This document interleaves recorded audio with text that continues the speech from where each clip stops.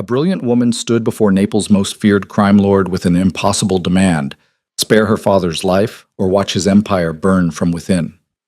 Dr. Elena Vitale had studied Adrian Romano for weeks, mapping his movements, analyzing his patterns, learning the language of power that ruled southern Italy's underworld. She knew the statistics. No one who stole from Romano lived to see another dawn. But Elena wasn't begging for mercy. She was offering something far more dangerous: her mind. If you're ready to witness how a linguistics researcher became the queen of the criminal underworld, stay until the end. And drop a comment with your city so I can see how far this story travels. The August heat pressed against Naples like a judgment, turning the ancient city's stone streets into rivers of shimmering air.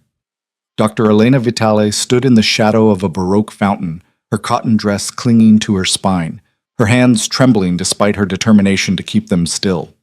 She had been waiting for 47 minutes, watching the entrance to Ristorante Bella Vista with the focused intensity she usually reserved for ancient manuscripts and coded texts. Today, she wasn't hunting linguistic patterns in dead languages. Today, she was hunting a man who could end her father's life with a single word. Adrian Romano arrived at exactly 1:47 p.m., 3 minutes earlier than his usual pattern. Elena had studied him for 23 days, mapping his routines with the same precision she applied to her academic research. She knew he took this route every Tuesday and Thursday. She knew he preferred the corner table that offered a view of both entrances. She knew that he traveled with 4 men, 2 visible, 2 hidden, and that his patience for interruptions was measured in seconds, not minutes. She also knew that if she failed today, her father would be dead by morning. Elena stepped from the fountain's shadow just as Adrian's lead security man, a boulder of a human named Marco, moved to open the restaurant door. Her timing had to be perfect, close enough to intercept, not so close as to seem like a threat. "Signor Romano," her voice carried across the narrow street, steady despite the terror screaming through her veins. "I need 5 minutes of your time." The world seemed to freeze. Marco's hand moved toward his jacket. The second visible guard shifted his weight, blocking Adrian from view. Somewhere behind her, Elena sensed the hidden protection detail converging on her position. But Adrian Romano held up one hand, and everything stopped. He was taller than she'd expected, broader through the shoulders. The photographs she'd studied didn't capture the way he moved, like a predator so confident in his dominance that he had nothing left to prove. His suit was charcoal gray, impeccably tailored, and his dark eyes swept over her with the kind of assessment that missed nothing. "You have 30 seconds to explain," he said, his voice surprisingly quiet. "Why I shouldn't have you removed from this street." Elena's research had taught her one critical truth about Adrian Romano. He respected courage more than submission, directness more than flattery. Men and women who groveled before him were crushed. Those who stood their ground sometimes, rarely, but sometimes, earned his attention. "Because I'm the daughter of Luca Vitale," she said clearly, "and I'm here to negotiate for his life." Something flickered in Adrian's expression. Not surprise, men like him were never surprised, but interest. Marco tensed, waiting for an order that didn't come. "Your father," Adrian said slowly, each word measured, "stole 400,000 euros from one of my operations. He thought he could hide it in construction invoices and equipment purchases that never happened. He thought I wouldn't notice." "He was wrong," Elena said. "About all of it." "Yes." Adrian's gaze never wavered. "He was, and now there are consequences. I'm not here to beg for mercy." "No?" One dark eyebrow rose slightly. "Then what are you here for, Dr. Vitale?" The use of her title wasn't accidental. He'd researched her, just as she'd researched him. Of course he had. Adrian Romano didn't operate on incomplete information. "I'm here to offer you something worth more than 400,000 euros, Elena said. "I'm here to offer you my expertise." For a long moment, Adrian simply looked at her. The street around them had emptied. Not obviously, but people had developed an instinct for when Adrian Romano needed space. Even the tourists with their cameras and guidebooks had somehow found other places to be. "You're a linguistics researcher," Adrian said finally. "You study dead languages and ancient texts. What possible use could I have for that?" This was the moment. Elena had practiced this pitch in her mirror for 3 days, refining every word, every pause, every gesture. She knew she would only get one chance. "I don't just study dead languages," she said. "I study patterns. Communication patterns, deception patterns, The ways people hide meaning in plain sight. I can look at a conversation, written or spoken, and tell you who's lying, who's planning betrayal, who's operating outside their normal behavioral baseline. Adrian's expression didn't change, but she saw the calculation behind his eyes. I can read transcripts of phone calls and tell you which of your associates are skimming profits, Elena continued, her confidence growing as she moved into her area of expertise. I can analyze text messages and identify who's making deals with your competitors. I can look at the language patterns in your organization's communications and find the traitors before they become problems. And you think this skill is worth your father's life? I think it's worth more than that, Elena said boldly. I think it's worth protecting my entire family. And I think that if you give me one chance to prove what I can do, you'll agree. Marco shifted uncomfortably. This wasn't how people spoke to Adrian Romano. This wasn't how anyone spoke to the man who controlled half of southern Italy's underground economy. But Adrian seemed almost amused. One test, he said. You fail, your father dies tonight instead of next week. You succeed. He paused, considering. We'll discuss terms. What's the test? Adrian reached into his jacket. Marco and the other guards instantly relaxed, confirming what Elena had suspected. They were more worried about threats to him than from him, and withdrew a folded piece of paper. This is a transcript of a phone conversation between two of my associates, he said, handing it to her. On the surface, they're discussing a shipment of restaurant supplies. You have 4 hours to tell me what they're really discussing, who's lying, and what they're planning. Elena took the paper, her mind already racing. 4 hours wasn't much time, but it might be enough. Where should I deliver my analysis? Adrian smiled then, a brief expression that didn't reach his eyes. Marco will take you to a cafe 3 blocks from here. He'll wait. If you run, your father dies. If you contact anyone, your father dies. If your analysis is wrong or worthless, he didn't need to finish the sentence. Understood, Elena said. Dr. Vitale. Adrian's voice stopped her as she turned to leave. I hope your confidence isn't misplaced. For your father's sake. The cafe was small and nearly empty, tucked into a side street that tourists never found. Marco positioned himself near the door, a silent sentinel who ordered nothing and said nothing. Elena chose a table in the corner, spread out the transcript, and began to read. The conversation appeared innocuous at first glance. The tomatoes arrived this morning. 20 crates, like you ordered? Good. And the olive oil? Still waiting on the supplier. Should be here by Friday. Make sure it's the good stuff. No substitutions. Of course. When have I ever let you down? Elena read it 3 more times, then pulled out her notebook and began to work. The first thing she noticed was the response time. In natural conversation, people paused at predictable intervals, thinking time, processing time, the rhythm of human speech. But in this transcript, the pauses were wrong.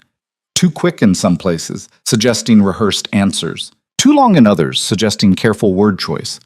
Someone was lying. She began mapping the linguistic markers. The first speaker used contractions naturally, should be here, instead of should be arriving here. The second speaker's language was more formal, more controlled. That could mean nothing. People had different speech patterns, but combined with the timing issues, it suggested stress. Then she noticed the pronouns. When have I ever let you down? Not, when have we ever had problems? Not, when has the supplier ever been late? The personal pronoun, the emphasis on individual reliability, suggested defensiveness. The speaker was anticipating doubt. Elena dove deeper into the analysis, her years of training taking over. She examined verb tense consistency, looking for places where the speaker slipped between present and future tense in ways that suggested deception. She studied the references to specific items, tomatoes, olive oil, and noticed that neither speaker ever clarified quantities, delivery addresses, or payment terms. Real business conversations included those details. Coded conversations avoided them. 2 hours into her analysis, she found the critical break. Make sure it's the good stuff. No substitutions. The phrase good stuff appeared nowhere else in the transcript. It was colloquial, casual, completely different from the formal tone the second speaker had maintained throughout. That meant it carried weight. It was a code phrase, something both speakers understood had specific meaning. And no substitution suggested that someone had previously attempted to substitute something. In the context of coded conversation, that meant someone had tried to cheat, to replace the real product with something inferior. Elena sat back, her heart pounding. She had it.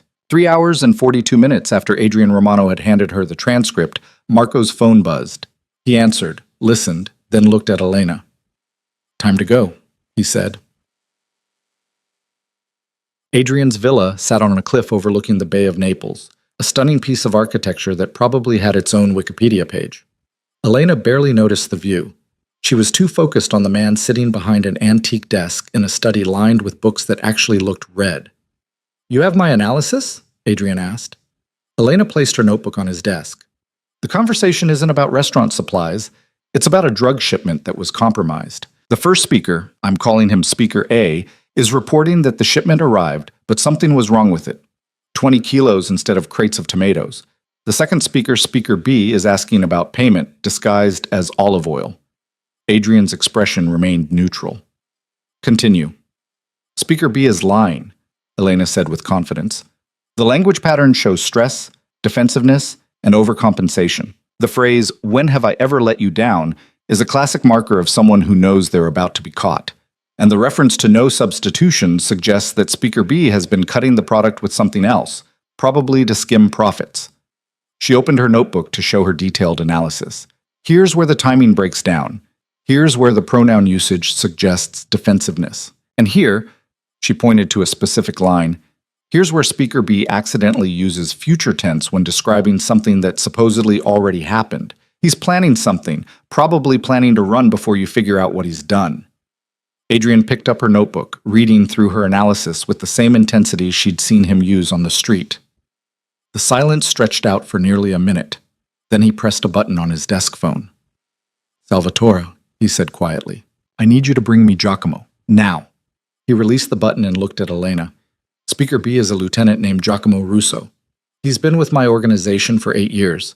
I would have trusted him with my life." "Would have?" Elena asked. "You just identified him as a traitor. If you're right, he's a dead man. If you're wrong..." Adrian leaned back in his chair. "Well, let's see if you're right." 20 minutes later, Giacomo Russo was brought into the study by 2 men who looked like they could bench press a car. He was in his 40s, well-dressed, confused about why he'd been summoned. "Adrian," he said nervously. "What's this about?" "Tell me about the shipment that arrived this morning," Adrian said calmly. "The shipment?" Giacomo's eyes darted to Elena, then back to Adrian. "It was fine. Everything is ordered. No problems?" "No problems." Adrian placed the transcript on his desk. "This is a recording of your conversation with Marco this morning. Would you like to revise your answer?" The color drained from Giacomo's face. "I can explain." "You've been cutting the product," Adrian said, his voice still dangerously quiet. "For how long?" Giacomo's mouth opened and closed. Then, in the face of absolute certainty, he broke. 6 months, he whispered. "I was careful. I never took too much. You thought I wouldn't notice." Adrian stood slowly. "You thought you could steal from me and I'd be too stupid, too distracted, too trusting to see it. Please, Adrian, I have a family. So does everyone who's ever betrayed me." Adrian walked around the desk, and Giacomo actually shrank back. "Did you think about them before you decided to steal? Did you think about the consequences?" Elena watched, her heart pounding. This was the world she'd stepped into, a world where betrayal meant death, where mercy was weakness, where men begged for lives that were already forfeit. "Take him to the warehouse," Adrian said to the 2 enforcers. "I'll deal with him later."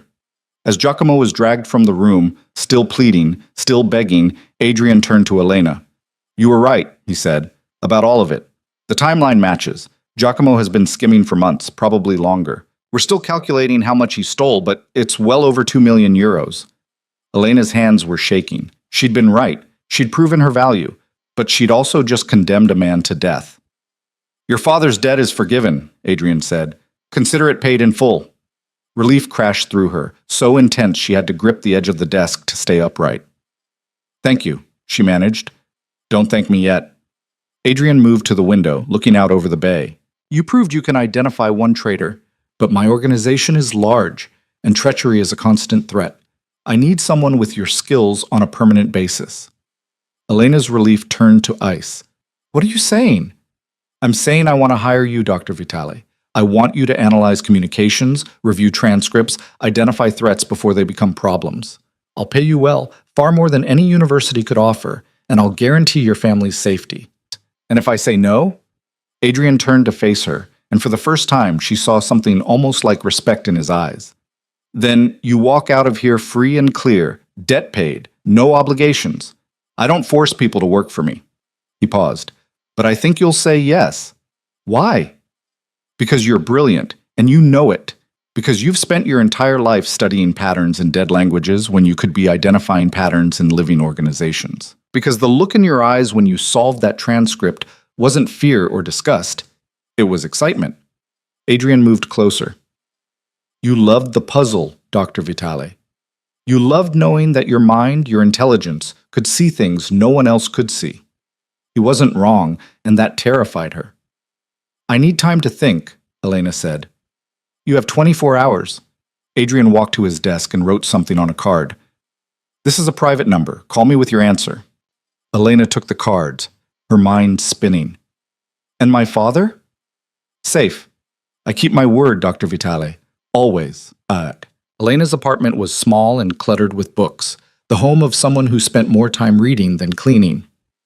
She sat at her kitchen table, the card with Adrian's number in front of her, a glass of wine she couldn't taste beside her. Her father was safe. That was what mattered. She'd saved him, proven her worth, and walked away free. She should have been celebrating. Instead, she kept seeing Giacomo's face as he was dragged from the room. Instead, she kept feeling the rush of excitement when her analysis had been proven correct. Her phone buzzed. A text from her colleague at the university. Heard you missed the faculty meeting. Everything okay? Everything was not okay. Elena had spent her entire career in the safe, respectable world of academia. She studied ancient texts, taught eager students, published papers in prestigious journals. It was a good life, a safe life. A boring life, whispered a voice in the back of her mind. When was the last time she'd felt the thrill she'd experienced today? When was the last time her skills had mattered in a way that was immediate, visceral, real? She loved her research, but she also knew that her latest paper on Etruscan linguistic evolution would be read by maybe 200 people, cited by maybe 10, and forgotten within a year. Today, her analysis had mattered. Today, her mind had been a weapon. She picked up her phone and dialed before she could talk herself out of it. Adrian answered on the first ring. Dr. Vitale.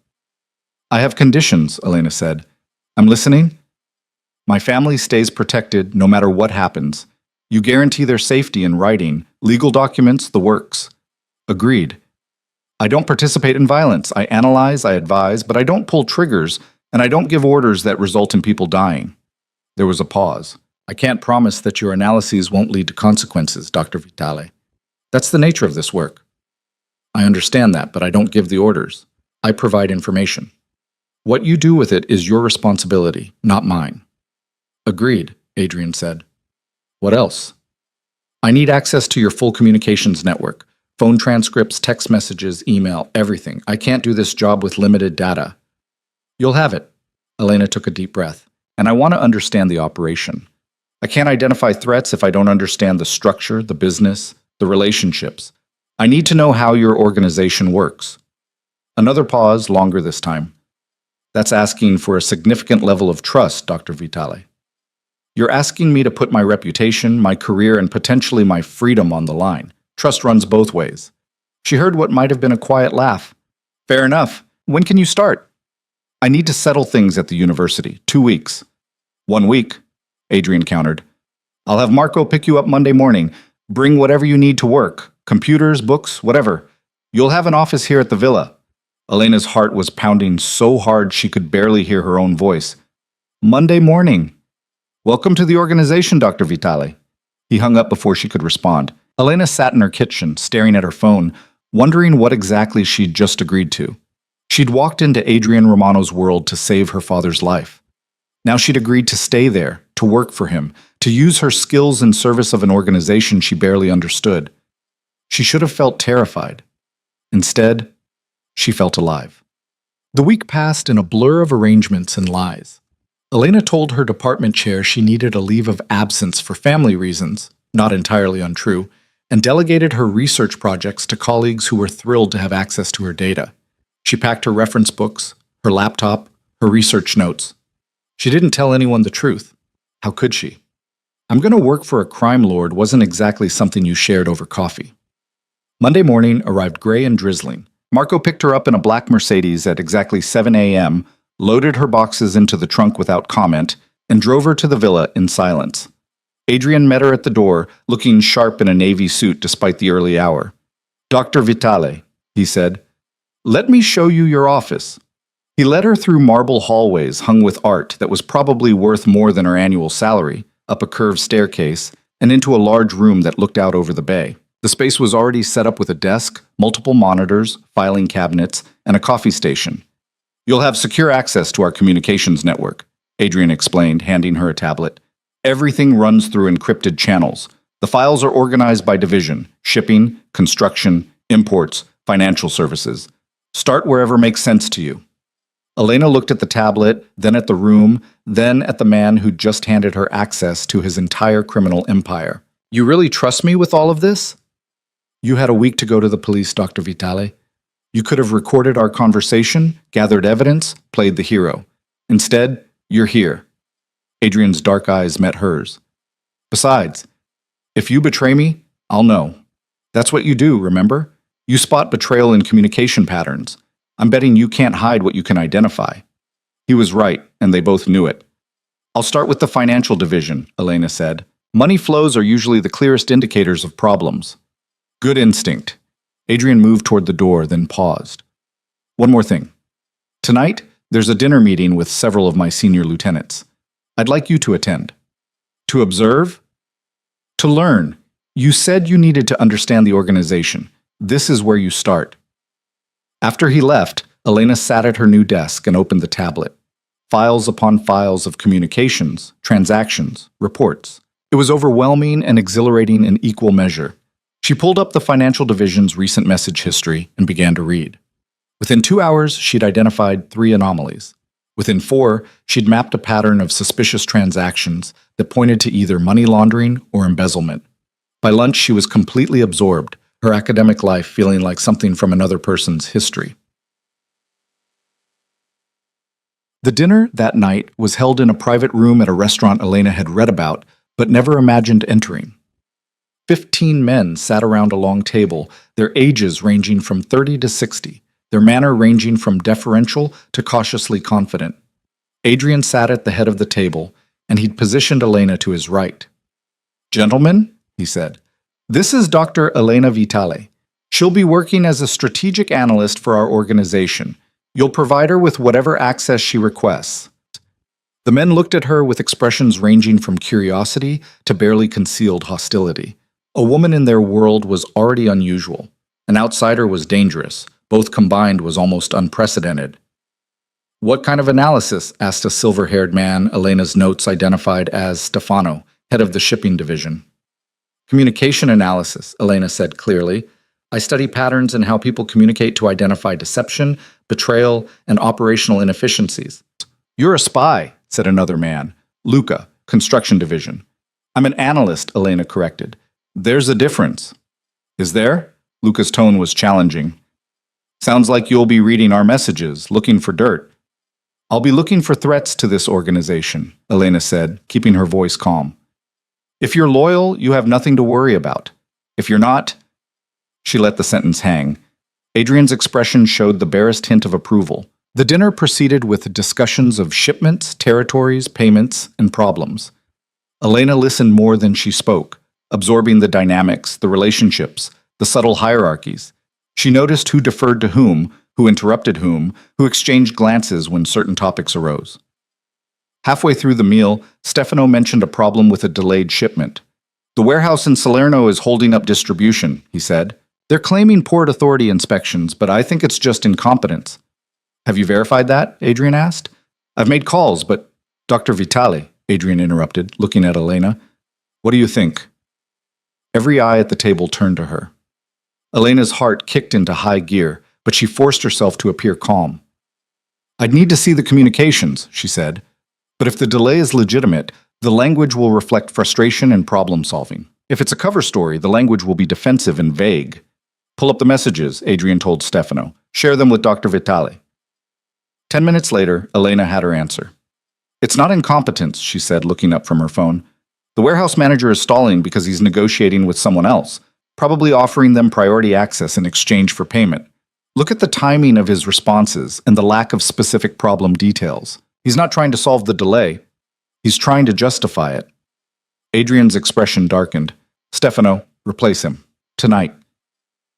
The meal continued, but something had shifted. The men at the table looked at Elena with new wariness, new respect. She wasn't just Adrian's curiosity anymore. She was useful. She was dangerous. As the dinner broke up, Adrian walked Elena to the car. You did well tonight, he said. I made enemies. You made them nervous. That's different. He opened the car door for her.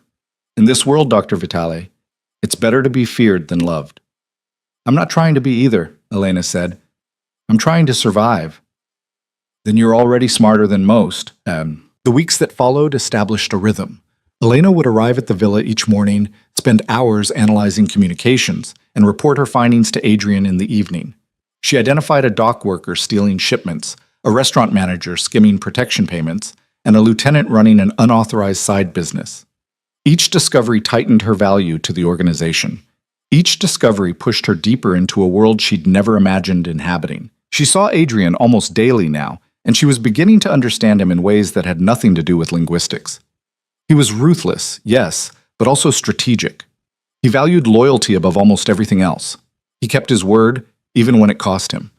And beneath the reputation of the feared crime lord, there was a man who'd built an empire from nothing and carried the weight of it alone.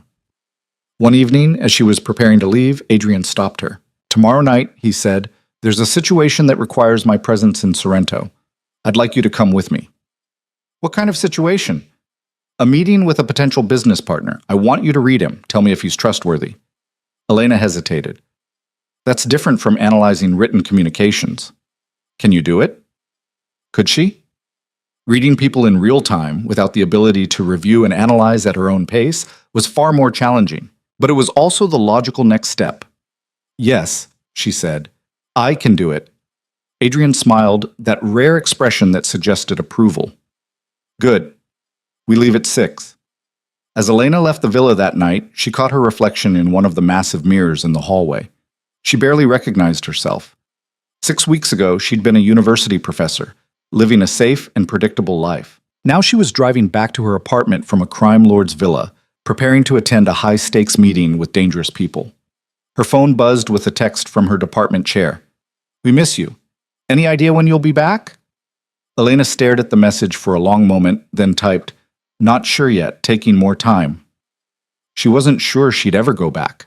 That thought should have terrified her. Instead, it felt like freedom. The next evening, Elena dressed more carefully than usual, choosing a simple black dress that was elegant without being attention-grabbing. Marco drove her and Adrian to Sorrento in the Mercedes, the coastline spectacular in the fading light. Tell me about this potential partner, Elena said. Antonio Savastano.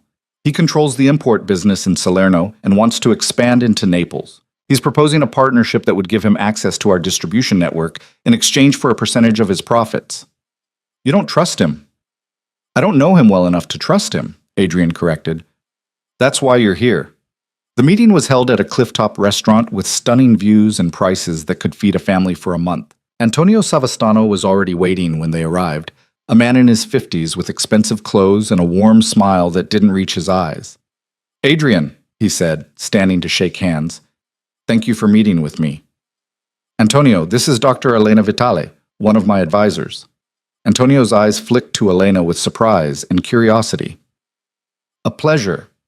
As they settled into conversation about territories, percentages, and logistics, Elena listened. She watched Antonio's facial expressions, his hand gestures, the way he leaned forward when discussing potential profits and leaned back when discussing risks. She noted his word choices, his speech patterns, the places where he hesitated. I think we could accomplish great things together, Antonio was saying. Your network in Naples, my supply chains in Salerno, it's a natural partnership. What about the Russo family? Adrian asked. They currently control most of the Salerno imports. How do you plan to manage that conflict? Antonio's smile widened. The Russos are old-fashioned. They don't adapt. I've been slowly taking their market share for 2 years.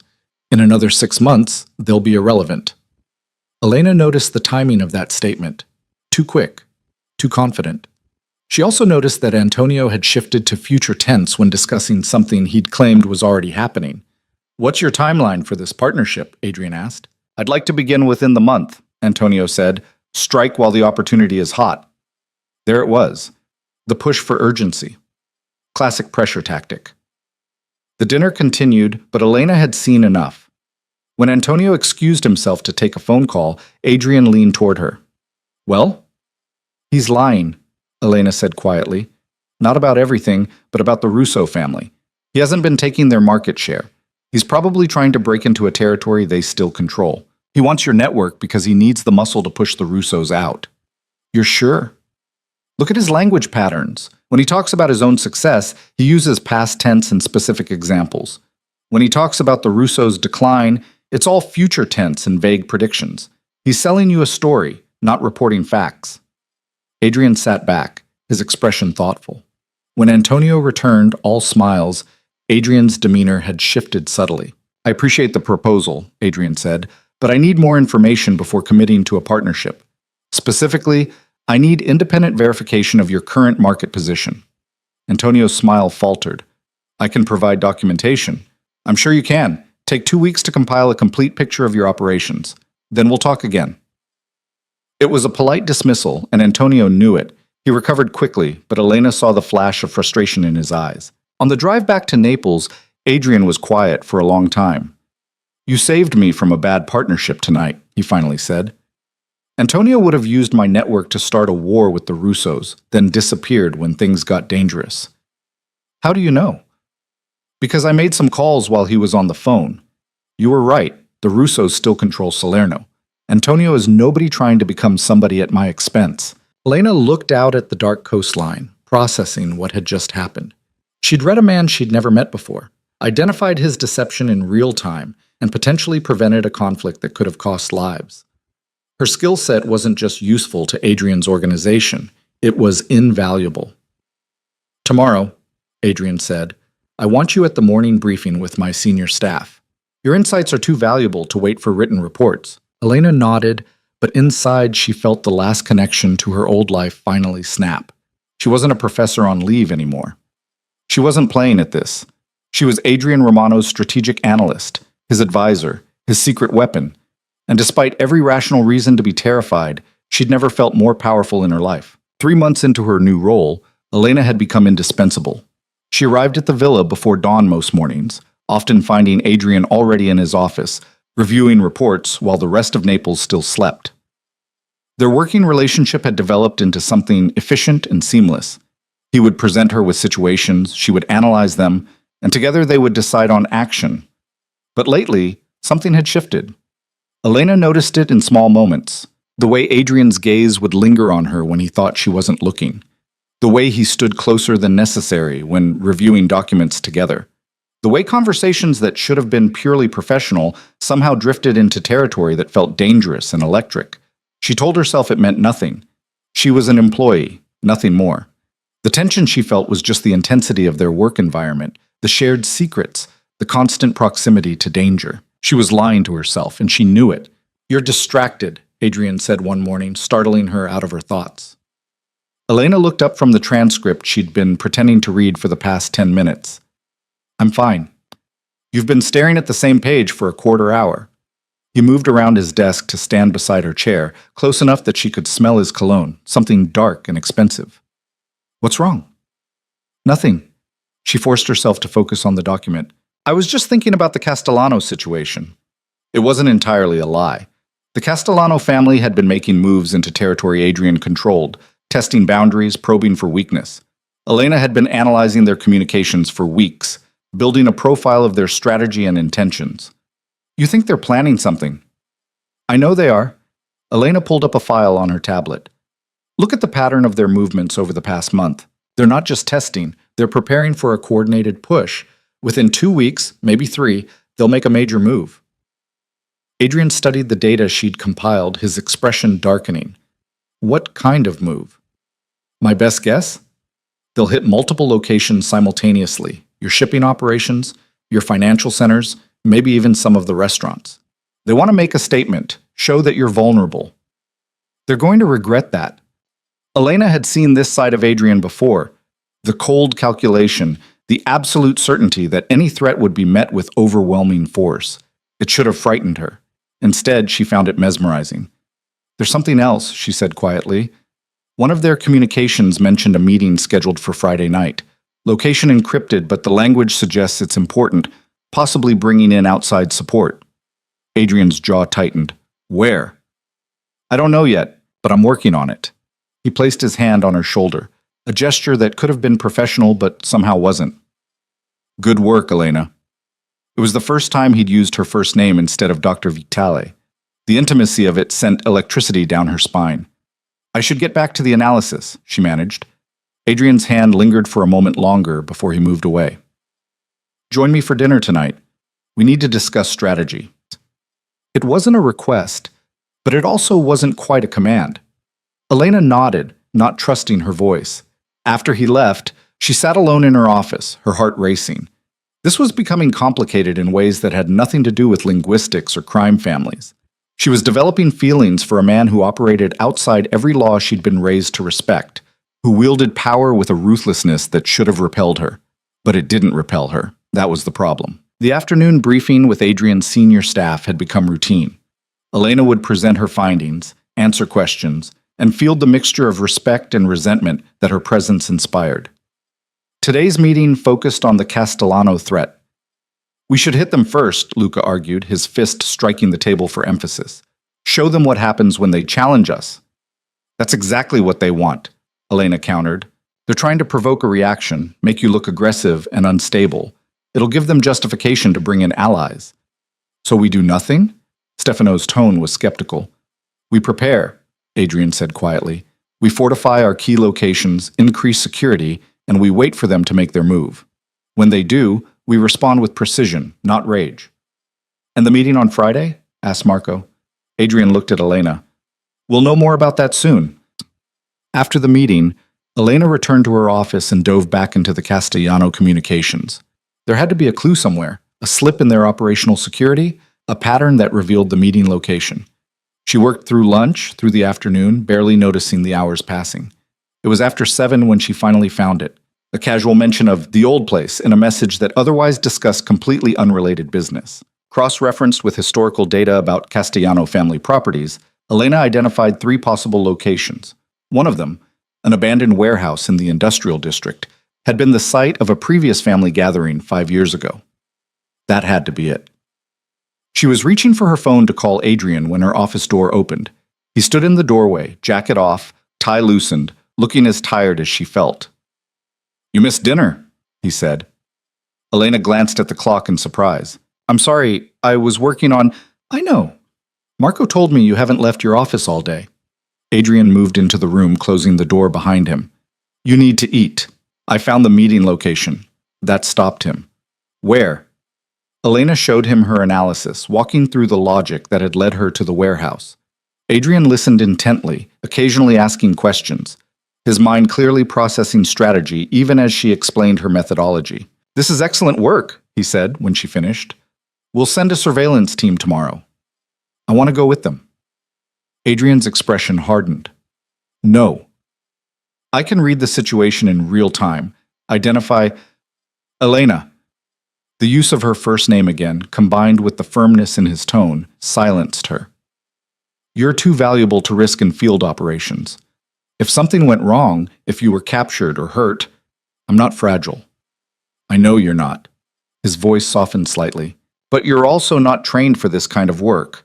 Analyzing communications is not the same as being present when violence might erupt." "You'll be there," she said, surprising herself with the certainty in her voice. "You won't let anything happen to me." Something flickered in Adrian's eyes, surprise perhaps, or something deeper. "You have that much faith in me?" "I trust you." The words came out before she could stop them, and they hung in the air between them, weighted with meaning that went far beyond professional confidence. Adrian moved closer, and Elena's breath caught. They'd been in close proximity countless times, but this felt different. This felt charged with something that had been building for months. "You shouldn't trust me," he said quietly. "I'm not a good man, Elena. I've seen you keep your word even when it cost you. I've seen you choose strategy over rage, calculation over impulse. You're not what the world thinks you are. I've done terrible things. I know. She held his gaze. And I'm here anyway. The air between them felt electric, dangerous. Adrian's hand came up to her face, his thumb brushing her cheekbone with surprising gentleness. This is a mistake, he murmured. Probably. But neither of them moved away. The moment stretched, taut with possibility and restraint. Then Adrian's phone buzzed, shattering the spell. He stepped back, his expression shifting into the controlled mask she knew so well. That's Marco, he said, glancing at the screen. There's a situation at the port. Elena released a breath she hadn't realized she was holding. Go, I'll finish the surveillance plan. Adrian paused at the door. Elena. Yes? Be careful. The closer you get to this world, the harder it becomes to leave. After he was gone, Elena sat at her desk, her hands trembling slightly.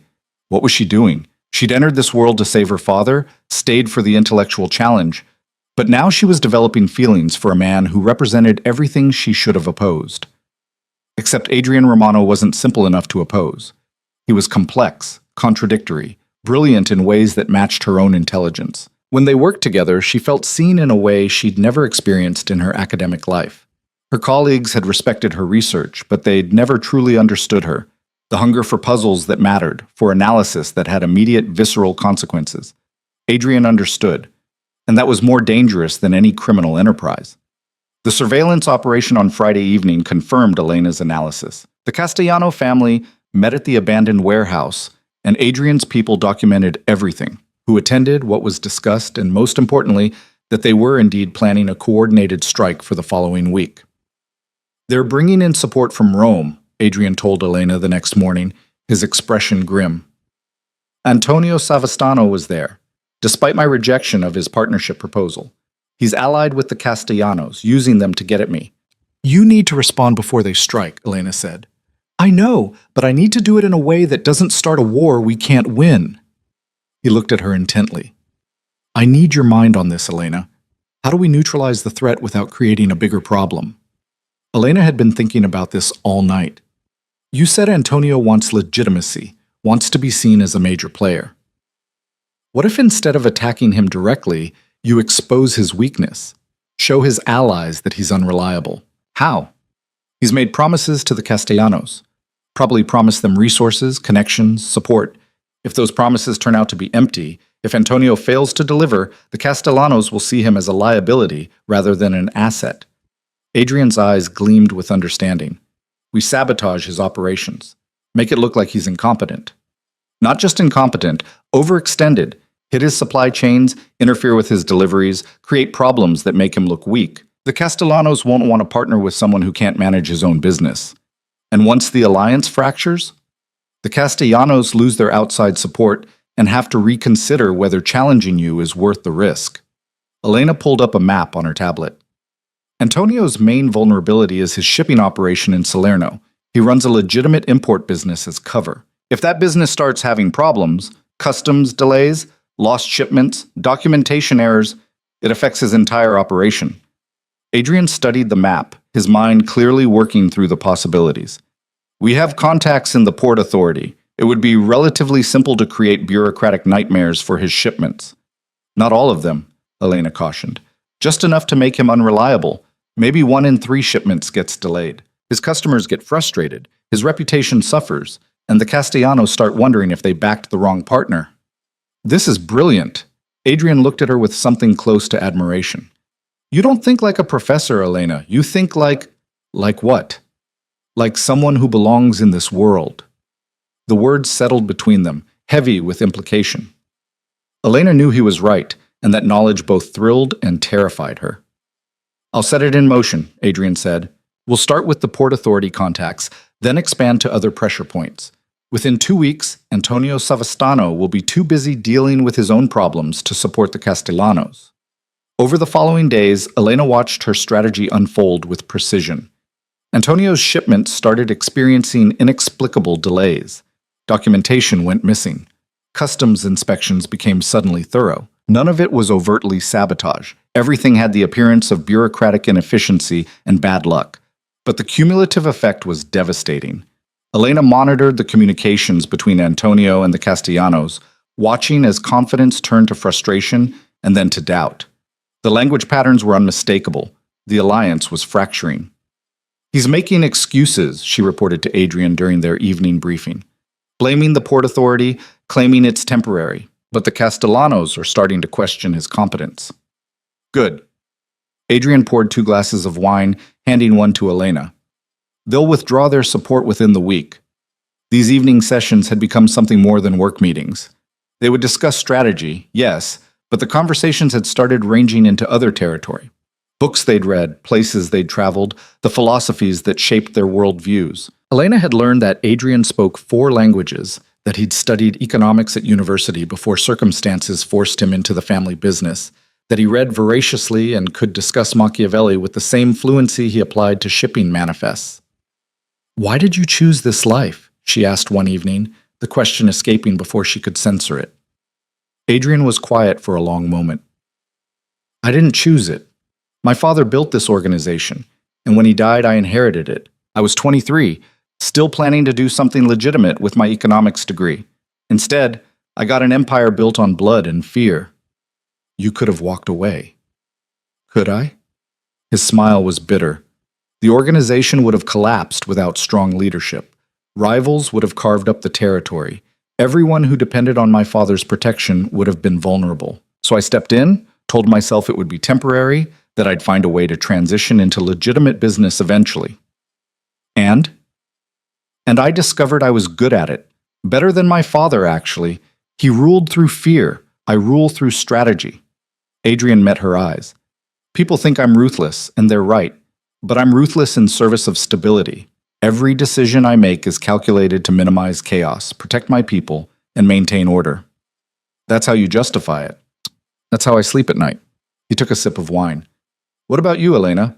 How do you justify working for someone like me?" It was a fair question, one she'd asked herself countless times. "I tell myself I'm minimizing harm, that my analysis helps you make more precise decisions, avoid unnecessary violence. It's probably a rationalization, but it's the one that lets me keep doing this work." "Is that the only reason you stay?"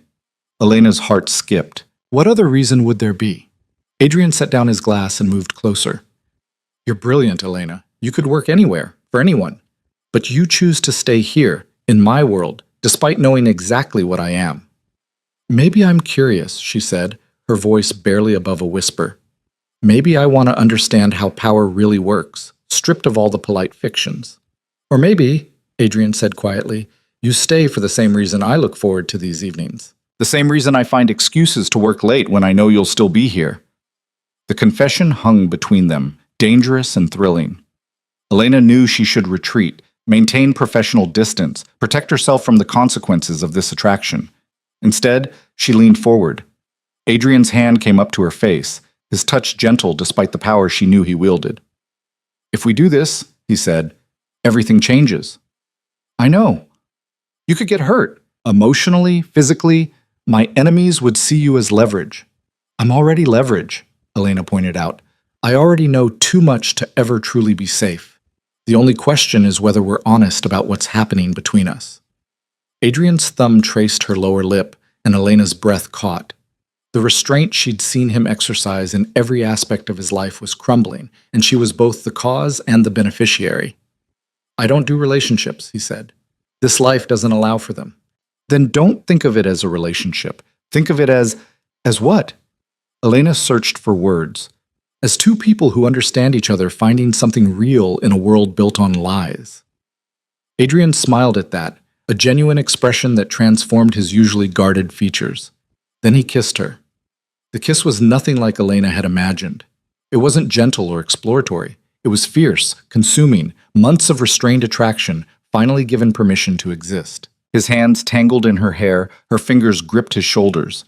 And for a moment, the entire world narrowed to the taste of wine on his lips and the feeling of being wanted with an intensity that bordered on desperate. When they finally broke apart, both breathing hard, Adrian rested his forehead against hers. "This is a terrible idea," he murmured. "Absolutely. We should stop." "We should." Neither of them moved. "Elena!" Her name on his lips was part question, part surrender. If we do this, if we let this happen, I can't promise you safety or normalcy or any of the things you deserve. I stopped wanting safety the day I walked into your world, Elena said. And I've never wanted normal. What do you want? She pulled back enough to meet his eyes. I want to be seen. I want my mind to matter. I want to wake up every day feeling alive instead of just existing. She paused. And I want you. The last 3 words were a leap off a cliff, a surrender to something she'd been fighting for months. Adrian's expression shifted, surprise giving way to something darker, more possessive.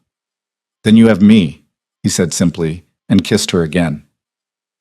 Later, much later, they lay together on the leather sofa in his office, Elena's head on Adrian's chest, listening to his heartbeat slow to normal. The practical part of her mind was already cataloging complications, how this would change their working relationship, what his organization would think, how much danger she'd just invited into her life. But the rest of her, the part that had been starving for exactly this kind of connection, felt only satisfaction.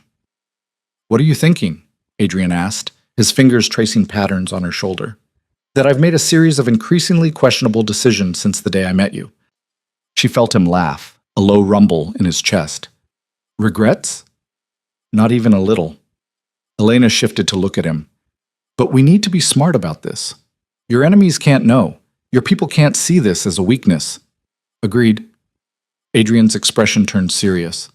In public, in front of the organization, you're still Dr. Vitale, my strategic analyst. What happens between us stays private. Can you do that? Separate the personal from the professional? I've been separating different parts of my life for years, Elena. I can do this. He brushed a strand of hair from her face. Can you? Elena considered. Could she maintain professional distance during the day while allowing this intimacy in private? It would require discipline, careful boundaries, the ability to compartmentalize in ways she'd never needed before.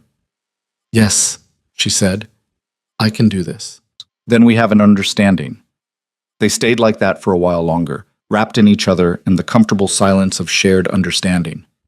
Finally, practical concerns intruded. I should go home, Elena said reluctantly. It's past midnight. Stay. Adrian's arms tightened around her. Marco can drive you home in the morning. That would be noticed. Let them notice. You've worked late plenty of times before. It was rationalization, and they both knew it. But Elena found she didn't care. She settled back against him, feeling safer than she had any right to feel in the arms of southern Italy's most dangerous man. The following week, Antonio Savastano's alliance with the Castellano family officially collapsed. Elena's strategy had worked perfectly. Antonio's repeated failures to deliver on promises had made him a liability. The Castellanos withdrew their support, and faced with Adrian's obvious strength and their own isolation, chose to respect existing territorial boundaries. The crisis was averted without a single shot fired. You saved lives, Adrian told Elena as they reviewed the final communications. A more conventional approach would have meant violence, retaliation, escalation. Your strategy neutralized the threat cleanly. Our strategy, Elena corrected. She'd gotten better at accepting credit, but old habits died hard. They were in her office, ostensibly reviewing reports, but mostly just enjoying each other's presence. In the 2 weeks since they'd first crossed the line from professional to personal, they'd established a careful rhythm. During the day, in front of others, they maintained perfect professional distance. But in private moments like this, they allowed themselves to be honest. There's something else, Adrian said, his tone shifting. I need to attend a summit in Rome next month. All the major families discussing territorial agreements and cooperation. I want you there. Elena looked up in surprise. As your analyst? As my partner. He caught her expression and clarified. Business partner. Publicly, you'll be there as my strategic advisor. But I need someone I trust completely at my side during those negotiations. The other families will have questions about me. Let them question. Your presence sends a message that I have resources they don't. Intelligence capabilities beyond their understanding. It's a subtle form of intimidation. Elena considered the implications. Attending a summit of crime families would push her even deeper into Adrian's world, make her complicity even more explicit. It was another step away from the life she'd once imagined for herself.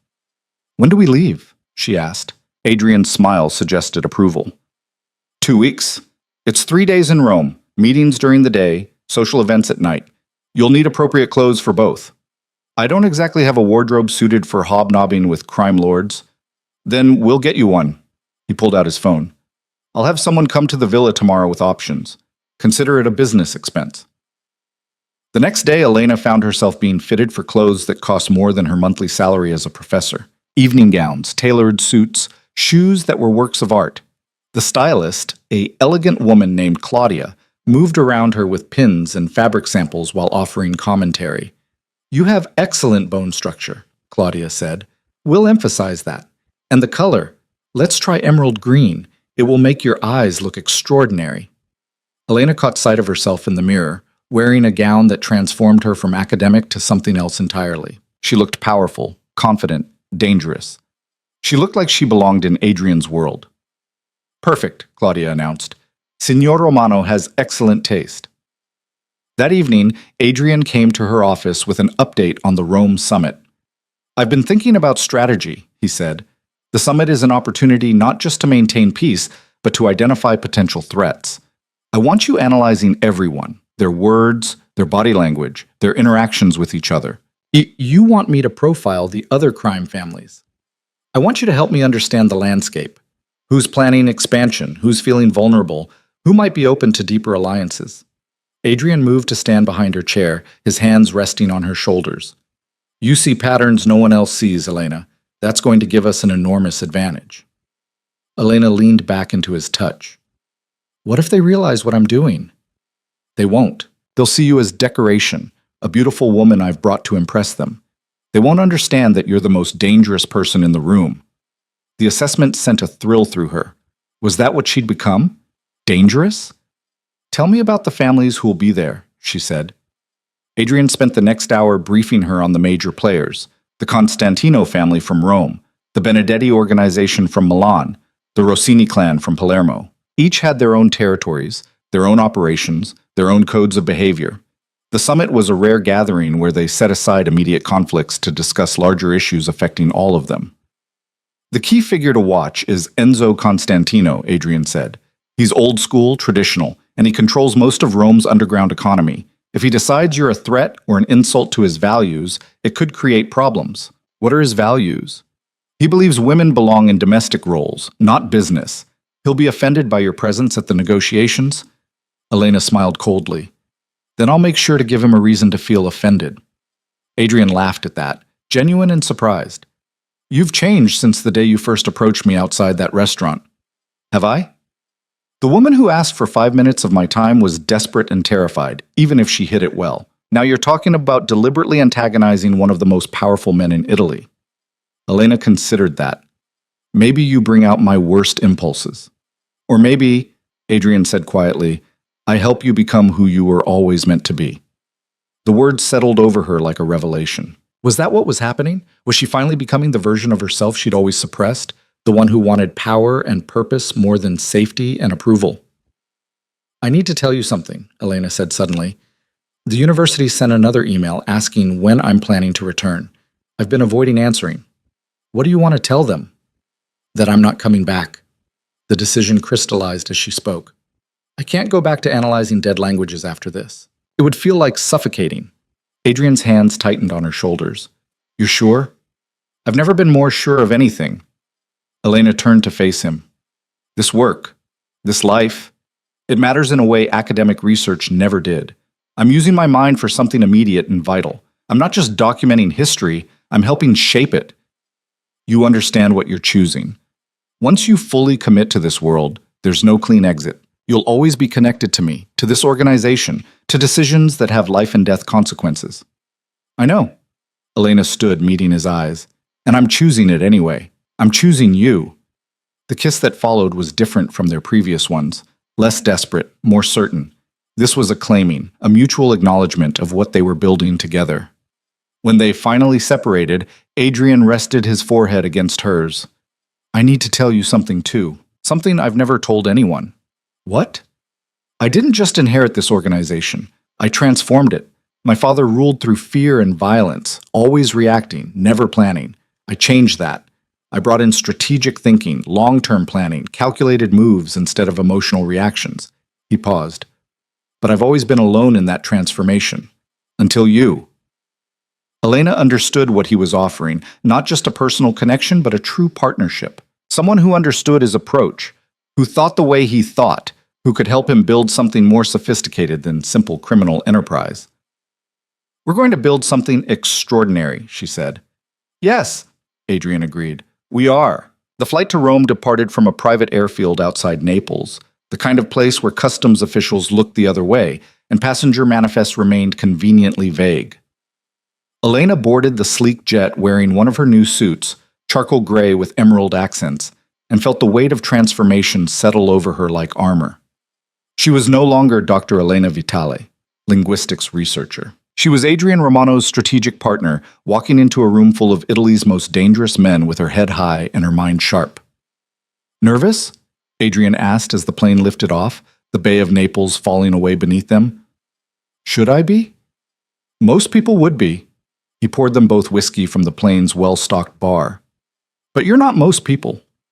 Elena accepted the glass, studying the amber liquid. "Tell me more about Enzo Constantino. If he's going to be a problem, I want to understand him completely." Adrian settled into the leather seat across from her, his expression thoughtful. "Enzo is 73 years old and has controlled Rome for almost 50 years. He believes in the old ways: respect, hierarchy, tradition. Women in his organization handle money laundering and legitimate business fronts, but they never participate in strategic decisions. He's going to hate me on sight, probably, but his opinion matters less than you think. The younger generation respects results over tradition. If you demonstrate value, they'll accept you regardless of what Enzo thinks. And the others? The Benedetti family from Milan? Carlo Benedetti is 45, Harvard-educated, runs his operation like a Fortune 500 company. He'll be curious about you, possibly see you as validation of his more modern approach." Adrian took a sip of his drink. "His sister Francesca handles their intelligence operations. She might actually appreciate what you do." Elena made mental notes, already constructing profiles. "The Rossini clan from Palermo? Traditional like Enzo, but younger. Antonio Rossini is in his 50s, pragmatic rather than ideological. He'll judge you based on results, not gender." Adrian's gaze sharpened. "But don't underestimate any of them, Elena. These men have survived decades in a world where mistakes are fatal. They're all brilliant in their own ways." "I understand. There's one more person you need to know about." Adrian's tone shifted, became more guarded. "Valentina Nero. She's not family leadership, but she's Enzo's goddaughter and his most trusted advisor. If anyone at this summit will see you as competition, it's her." Something in Adrian's voice made Elena pay closer attention. "You know her." "We were engaged once, years ago, before I took over the organization." Elena felt an unexpected jolt of something that might have been jealousy. "What happened?" "Her ambition exceeded her affection. She wanted to merge our organizations, create a Roman Neapolitan alliance that would dominate central Italy. When I refused, she ended things and went back to Rome." Adrian met Elena's eyes. "She's brilliant, ruthless, and she doesn't forgive easily. Seeing me with you will be interesting." "Interesting how?"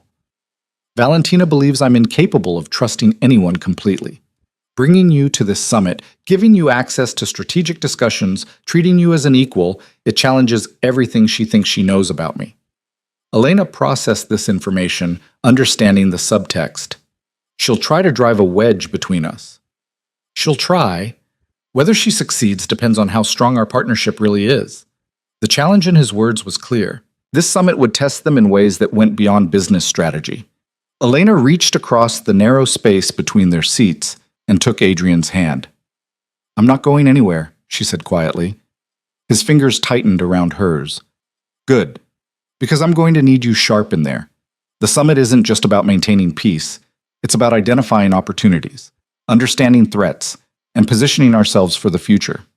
They spent the rest of the flight reviewing dossiers on the attending families, with Elena absorbing details about operations, territories, and interpersonal dynamics. By the time they landed in Rome, she had a comprehensive mental map of the landscape they were entering. The hotel was obscenely luxurious, the kind of place where billionaires and royalty stayed when visiting the Eternal City. Their suite occupied the entire top floor, with views of the Vatican and the Colosseum that probably cost more per night than Elena used to make in a month. "The opening reception is tonight," Adrian said as they settled in. Cocktails, light conversation, everyone sizing each other up. The real negotiations start tomorrow. Elena moved to the window, looking out over Rome's ancient skyline. Somewhere out there, the other families were arriving, preparing their own strategies, sharpening their own knives. She should have felt intimidated. Instead, she felt ready. The reception was held in a palazzo that had probably witnessed 5 centuries of intrigue and power plays. Elena entered on Adrian's arm, wearing the emerald gown Claudia had selected, and felt every eye in the room turn toward them. "Let them look," Adrian murmured. "Let them wonder." And Enzo Constantino held court near the marble fireplace, surrounded by older men who clearly still believed in traditional hierarchies. He was shorter than Elena expected, with silver hair and eyes that missed nothing. When those eyes landed on her, the disapproval was immediate and obvious. "Adrian," Enzo said as they approached, his tone coolly polite. "You bring interesting guests to our gathering." "Dr. Elena Vitale is my strategic advisor," Adrian replied smoothly. "I thought her expertise would be valuable during our discussions." Strategic advisor. Enzo's gaze raked over Elena with barely concealed disdain. "How modern of you." Elena recognized the test. She could respond with deference, trying to win Enzo's approval through submission, or she could stand her ground and accept his enmity as the price of respect. "Modern problems require modern solutions," she said calmly. "The world has changed significantly since your generation established the current territorial agreements, Signor Constantino. Adaptation is survival." Enzo's eyes narrowed. "Careful, young woman. Tradition has kept us strong for decades. Abandoning it in favor of novelty is dangerous." "I didn't suggest abandoning tradition. I suggested supplementing it with analysis and strategic thinking." Elena held his gaze. "The strongest organizations are those that honor their foundations while remaining flexible enough to evolve." For a moment, the room held its breath. Then Enzo smiled, a cold expression that held no warmth. "Articulate," he said. "We'll see if your analysis proves as sharp as your tongue." As they moved away, Adrian's hand pressed briefly against the small of her back. Approval and warning combined. "You made an enemy," he said quietly. "I made an impression. There's a difference." The evening continued with a careful dance of conversations and observations. Elena met Carlo Benedetti, who was indeed intrigued by her presence, and asked intelligent questions about her analytical methods. His sister Francesca proved sharp and calculating, assessing Elena with the kind of professional interest that suggested future alliance rather than rivalry. Antonio Rossini was gruffly polite, more interested in discussing business prospects than debating gender roles. His sons were harder to read, watching Elena with curiosity mixed with uncertainty about how to categorize her. And then there was Valentina Nero. She approached near the end of the reception, moving with the confidence of someone who knew her power and beauty. Valentina was striking rather than conventionally pretty, with sharp features and darker eyes that held calculated intelligence. "Adrian," she said warmly, kissing both his cheeks in greeting. "It's been too long." "Valentina, you look well. And you look different." Valentina's gaze shifted to Elena with predatory interest. "Is this the mysterious Dr. Vitale everyone's discussing?" "Elena, this is Valentina Nero. She advises Enzo on strategic matters." "How fascinating," Valentina said, her smile sharp. "We have so much in common, Dr. Vitale. Both of us advising powerful men, navigating a world that doesn't always appreciate female intelligence." Elena recognized the approach, establishing common ground before launching the real attack. "Indeed, though I suspect our methods differ significantly." "Do they? I'd love to compare notes." Valentina linked her arm through Elena's with practiced familiarity. "Adrian, you don't mind if I borrow your advisor for a moment, do you?" Before Adrian could respond, Valentina was guiding Elena toward the terrace, away from the crowd and watchful eyes. The Roman night was cool, the city glittering below them like scattered diamonds. "Let me be direct," Valentina said, dropping the pretense of friendliness. "Adrian and I have history, complex, unresolved history. You're very pretty and apparently quite smart, but don't make the mistake of thinking you understand him." "I don't think I understand him completely," Elena said calmly, "but I don't need to. I trust him and he trusts me. That's sufficient." Valentina laughed, a brittle sound. "Trust. How quaint." "Adrian doesn't trust anyone, Dr. Vitale.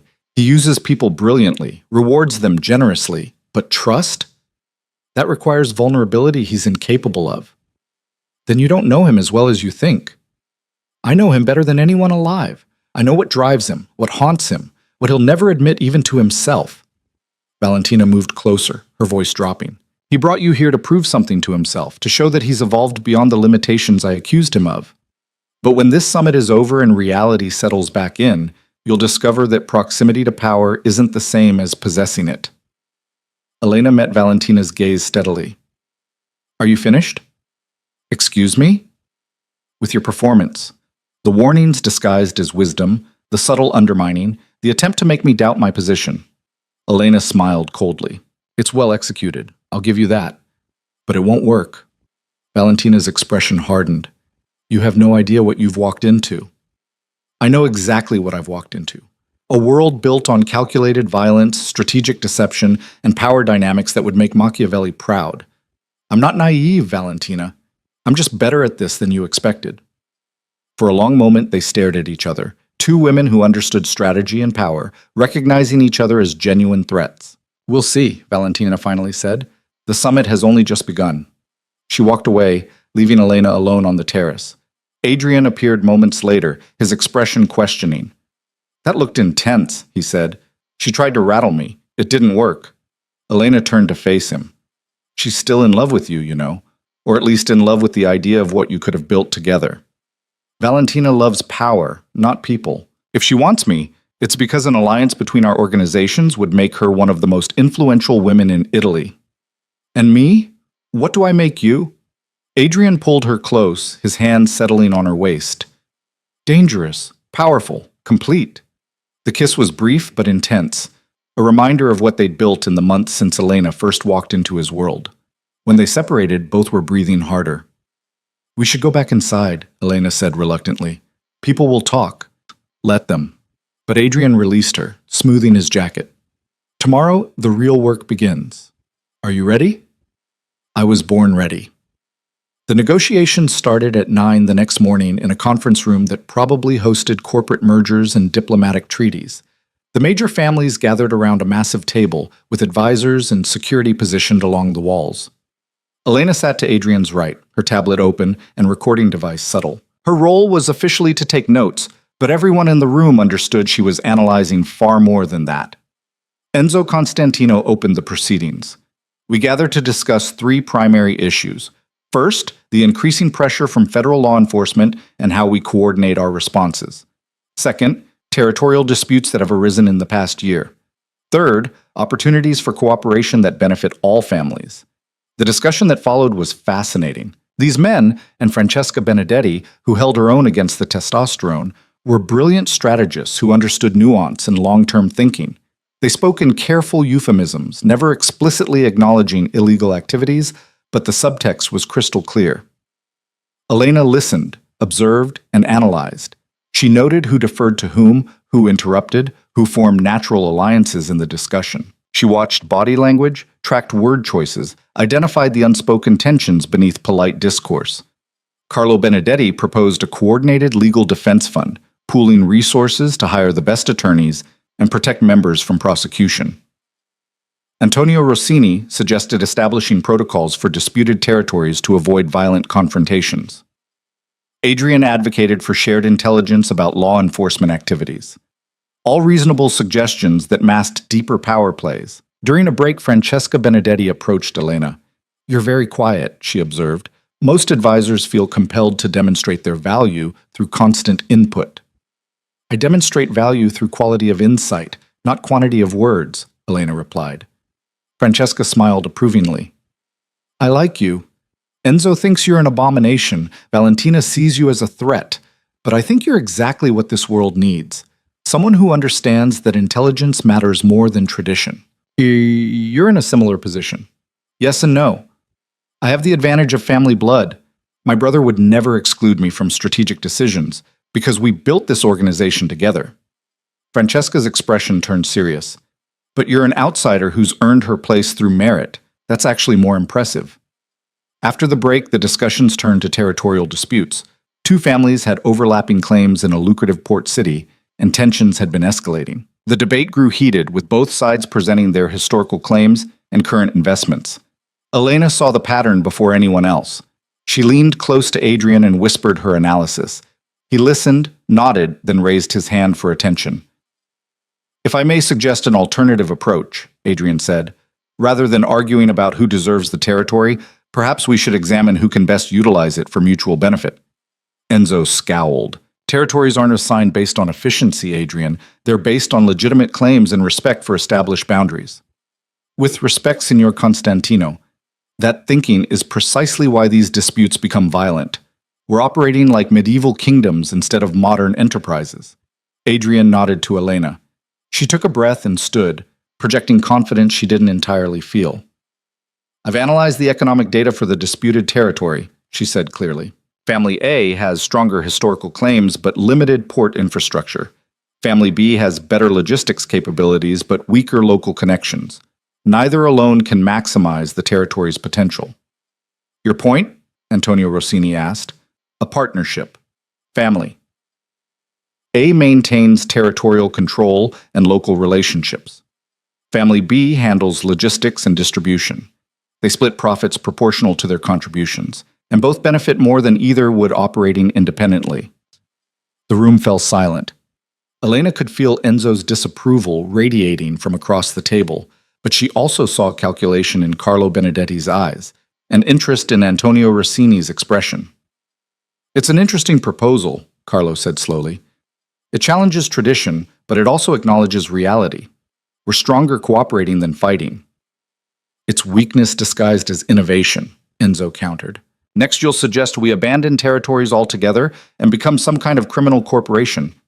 "What's wrong with efficiency?" Francesca asked. "We waste enormous resources on territorial disputes that benefit no one except our enemies. A more collaborative approach could strengthen all of us." The debate continued, but Elena had shifted the framework. Instead of arguing about who deserved what, they were now discussing how to maximize collective benefit. It was a fundamental change in perspective, and she could see several of the younger leaders embracing it. By lunch, a compromise had been reached. Not exactly Elena's proposal, but incorporating elements of cooperation that wouldn't have been considered without her intervention. "You made yourself valuable today," Adrian told her quietly as they left the conference room. "Several families will want access to your analytical capabilities. I work for you exclusively." "I know, but they don't need to know that yet." His smile was predatory. "Let them wonder. Let them worry about what other insights you might have." That evening's social event was a formal dinner at a restaurant with Michelin stars and a guest list of people who would never appear on any official documentation.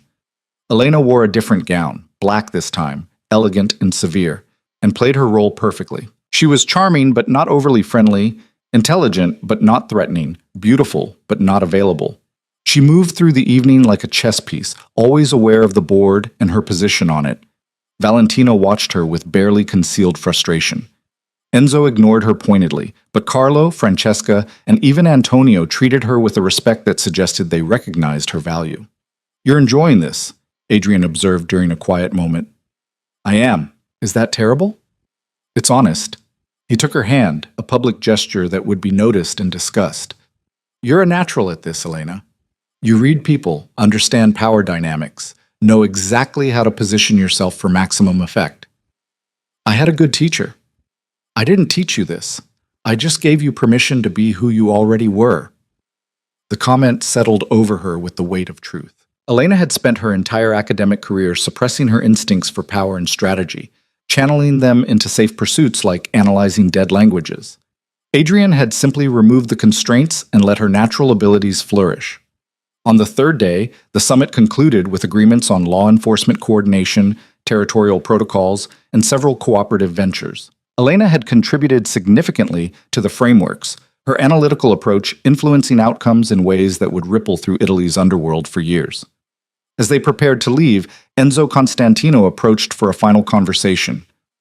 "You've made quite an impression, Dr. Vitale," he said, his tone still disapproving but grudgingly respectful. "I still believe your presence here violates important traditions, but I cannot deny that your insights proved valuable. Thank you, Signor Constantino. I appreciate your honesty. Don't mistake acknowledgement for acceptance. I still believe women have no place in strategic leadership of our organizations." He glanced at Adrian, "but perhaps I'm simply too old to adapt to changing times." After he walked away, Elena felt a strange mixture of triumph and sadness. She'd proven herself in one of the most challenging environments imaginable, earned grudging respect from men who'd built empires on blood and cunning. But she'd also lost something irreplaceable, the ability to pretend she was anything other than what she'd become. The flight back to Naples was quiet, both of them processing the summit's implications.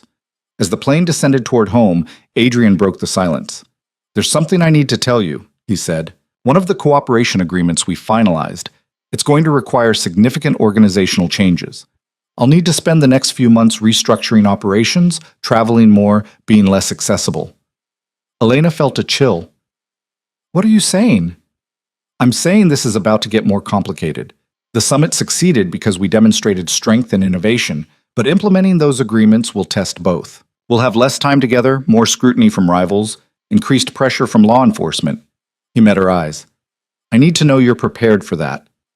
"I'm prepared for whatever comes." "Are you?" "Because this is the moment when most people realize the cost of this life exceeds the benefits. When the excitement fades and the danger becomes real." Elena understood what he was really asking. Was their relationship strong enough to survive stress, separation, and increased threat? Could they maintain their partnership when circumstances made it difficult? She reached across the narrow space and took his hand. "I didn't come this far to quit when things get challenging," she said. "We're building something extraordinary, Adrian. I'm not walking away from that." His fingers tightened around hers. "Even if it means more danger? Even if staying with me makes you a target? I became a target the moment I walked into your world. At least now I have the tools to fight back." Adrian pulled her close, kissing her with an intensity that spoke of relief and possession combined. When they separated, both were breathing hard. "There's one more thing," he said. "After we land, there's a situation requiring immediate attention. One of our operations was compromised. Someone on the inside provided information to a rival family." Elena's analytical mind immediately engaged. "Do you know who?" "We have 3 suspects. I need you to analyze their communications, identify the traitor." "How long do I have?" 24 hours. Then I have to act, with or without certainty." As the plane touched down in Naples, Elena felt the familiar rush of purpose flood through her. This was what she'd chosen, a life where every decision mattered, where her intelligence was a weapon, where the stakes were always life and death. The analytical work consumed her entire night. Adrian provided access to months of communications from the 3 suspects, and Elena dove in with the focused intensity that had made her valuable. By dawn, she had her answer. The traitor was revealed not through dramatic confession, but through subtle patterns in word choice and timing. Small deviations from baseline behavior, microscopic tells that accumulated into certainty. Elena compiled her evidence and presented it to Adrian with absolute confidence. "It's him," she said, indicating the 3rd suspect. "The linguistic markers are unmistakable. He's been feeding information to the Castellano family for at least 6 months." Adrian studied her analysis, his expression darkening as he absorbed the implications. "You're absolutely certain?" "As certain as I've ever been about anything." "Then we move tonight." He looked at her intently. "This is going to be violent, Elena. More so than what happened with Giacomo. Are you prepared for that?" Elena had known this moment would come, when her analysis led directly to someone's death, when she couldn't maintain the comfortable fiction that she merely provided information without responsibility for consequences. "Yes," she said quietly. "I'm prepared." The confrontation happened in a warehouse on the outskirts of Naples, the kind of place where screams wouldn't be heard and bodies could disappear without trace. Elena didn't attend. That line she still wouldn't cross. But she waited at the villa, knowing what was happening, accepting her role in it. When Adrian returned hours later, there was blood on his cuff and exhaustion in his eyes. "It's done," was all he said. Elena poured them both whiskey, and they sat in silence, processing what had transpired. She'd proven her value again, identified a threat, and enabled its elimination. But she'd also confirmed her complete complicity in Adrian's world. There was no pretending anymore that she was merely an analyst, detached from consequences. "Do you regret it?" Adrian asked quietly. Elena considered the question honestly. Did she regret using her skills to identify a traitor who would have caused enormous damage if left undiscovered? Did she regret the death that resulted from her analysis? "No," she said finally. "I don't regret it. That probably makes me a terrible person." It makes you a realist. In this world, mercy is often just delayed violence. Quick decisions save lives in the long run. Is that how you justify it? It's how I survive it. Adrian pulled her close. You're in this now, Elena. Completely, irrevocably in this. Are you still sure it's what you want? Elena thought about her old life, the university, the research, the safe and predictable existence she'd abandoned. She thought about who she'd been before meeting Adrian and who she'd become since. I've never been more sure of anything, she said. As they sat together in the quiet villa, watching dawn break over the Bay of Naples, Elena understood that she'd crossed a threshold from which there was no return. She was Adrian Romano's partner in every sense: strategist, advisor, accomplice, lover. She'd traded safety for purpose, respectability for power, and she wouldn't change a single choice. Whatever came next, they would face it together. And that was enough. The weeks following the trader's elimination brought a deceptive calm to Adrian's organization. Elena had proven herself beyond any doubt, and the senior lieutenants no longer questioned her presence at strategic meetings. They'd learned that her insights saved lives and prevented disasters, that her analytical mind could see threats invisible to everyone else. But Elena knew better than to trust calm in a world built on shifting alliances and calculated violence. She was reviewing communications one morning when she noticed something odd, a pattern of messages between Stefano, the shipping division head, and someone outside the organization. The language was innocuous, discussing legitimate business concerns, but the timing was suspicious. Messages clustered around key strategic decisions, always within hours of major meetings. Elena spent 3 days analyzing the communications before bringing her findings to Adrian. She found him in his study, reviewing architectural plans for a new legitimate business venture, a shipping company that would provide legal cover for less legal operations. "We have a problem," she said without preamble. Adrian looked up, immediately attentive. "What kind of problem?" "Stefano is communicating with someone outside the organization. The messages appear harmless, but they're timed to coincide with our strategic planning sessions. I think he's sharing information." Adrian's expression darkened. "Stefano has been with me for 15 years. He was my father's most trusted lieutenant." "Which makes him perfect cover for a long-term intelligence operation." Elena opened her tablet, showing him the analysis. "Look at the pattern. Every major decision we've made in the past 6 months, there's a corresponding communication within 24 hours. Who's he talking to?" "That's the concerning part. The contact uses multiple phones, different messaging platforms, and careful language. Whoever it is knows how to avoid detection." Elena highlighted a specific exchange. "But here, this phrase appears in 3 separate conversations. It's unusual enough to be a code phrase or recognition signal." Adrian studied the data with the focused intensity she'd learned to recognize as him processing strategic implications. "If Stefano is compromised, we need to know who turned him and what information has been shared. We also need to consider that this might be a test," Elena said quietly. "Someone checking to see if our internal security can detect subtle breaches." "You think this is about you, about proving your analytical capabilities aren't as good as we claim." Elena had considered that possibility extensively. "It's suspicious that the breach is just obvious enough for me to detect, but subtle enough to seem like genuine tradecraft. Either Stefano is getting careless, or someone wants us to find this. A trap. Possibly. Or a recruitment attempt. Stefano is old guard, loyal to tradition. Maybe someone convinced him that my influence is corrupting the organization, that he's protecting us by sharing information with whoever promises to restore proper order." Adrian stood, moving to the window overlooking the bay. "If you're right about this being a test, then how we respond matters as much as the breach itself.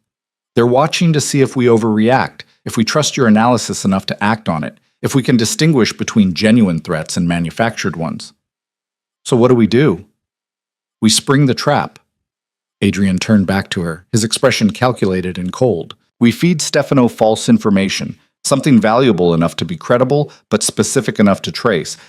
When his contact acts on it, we'll know who we're dealing with." Elena felt a thrill of anticipation mixed with apprehension. "What kind of information?" "A shipment. We tell Stefano we're moving a high-value cargo through the port on a specific date, complete with security details and routes. If the information is shared, whoever's running him will try to intercept it." "And the actual shipment?" Adrian's smile was predatory. "There won't be one, but there will be a lot of very prepared people waiting to see who shows up looking for it." They spent the next 2 days crafting the perfect false intelligence, valuable enough to act on, detailed enough to seem authentic, but ultimately a fiction designed to expose their enemies.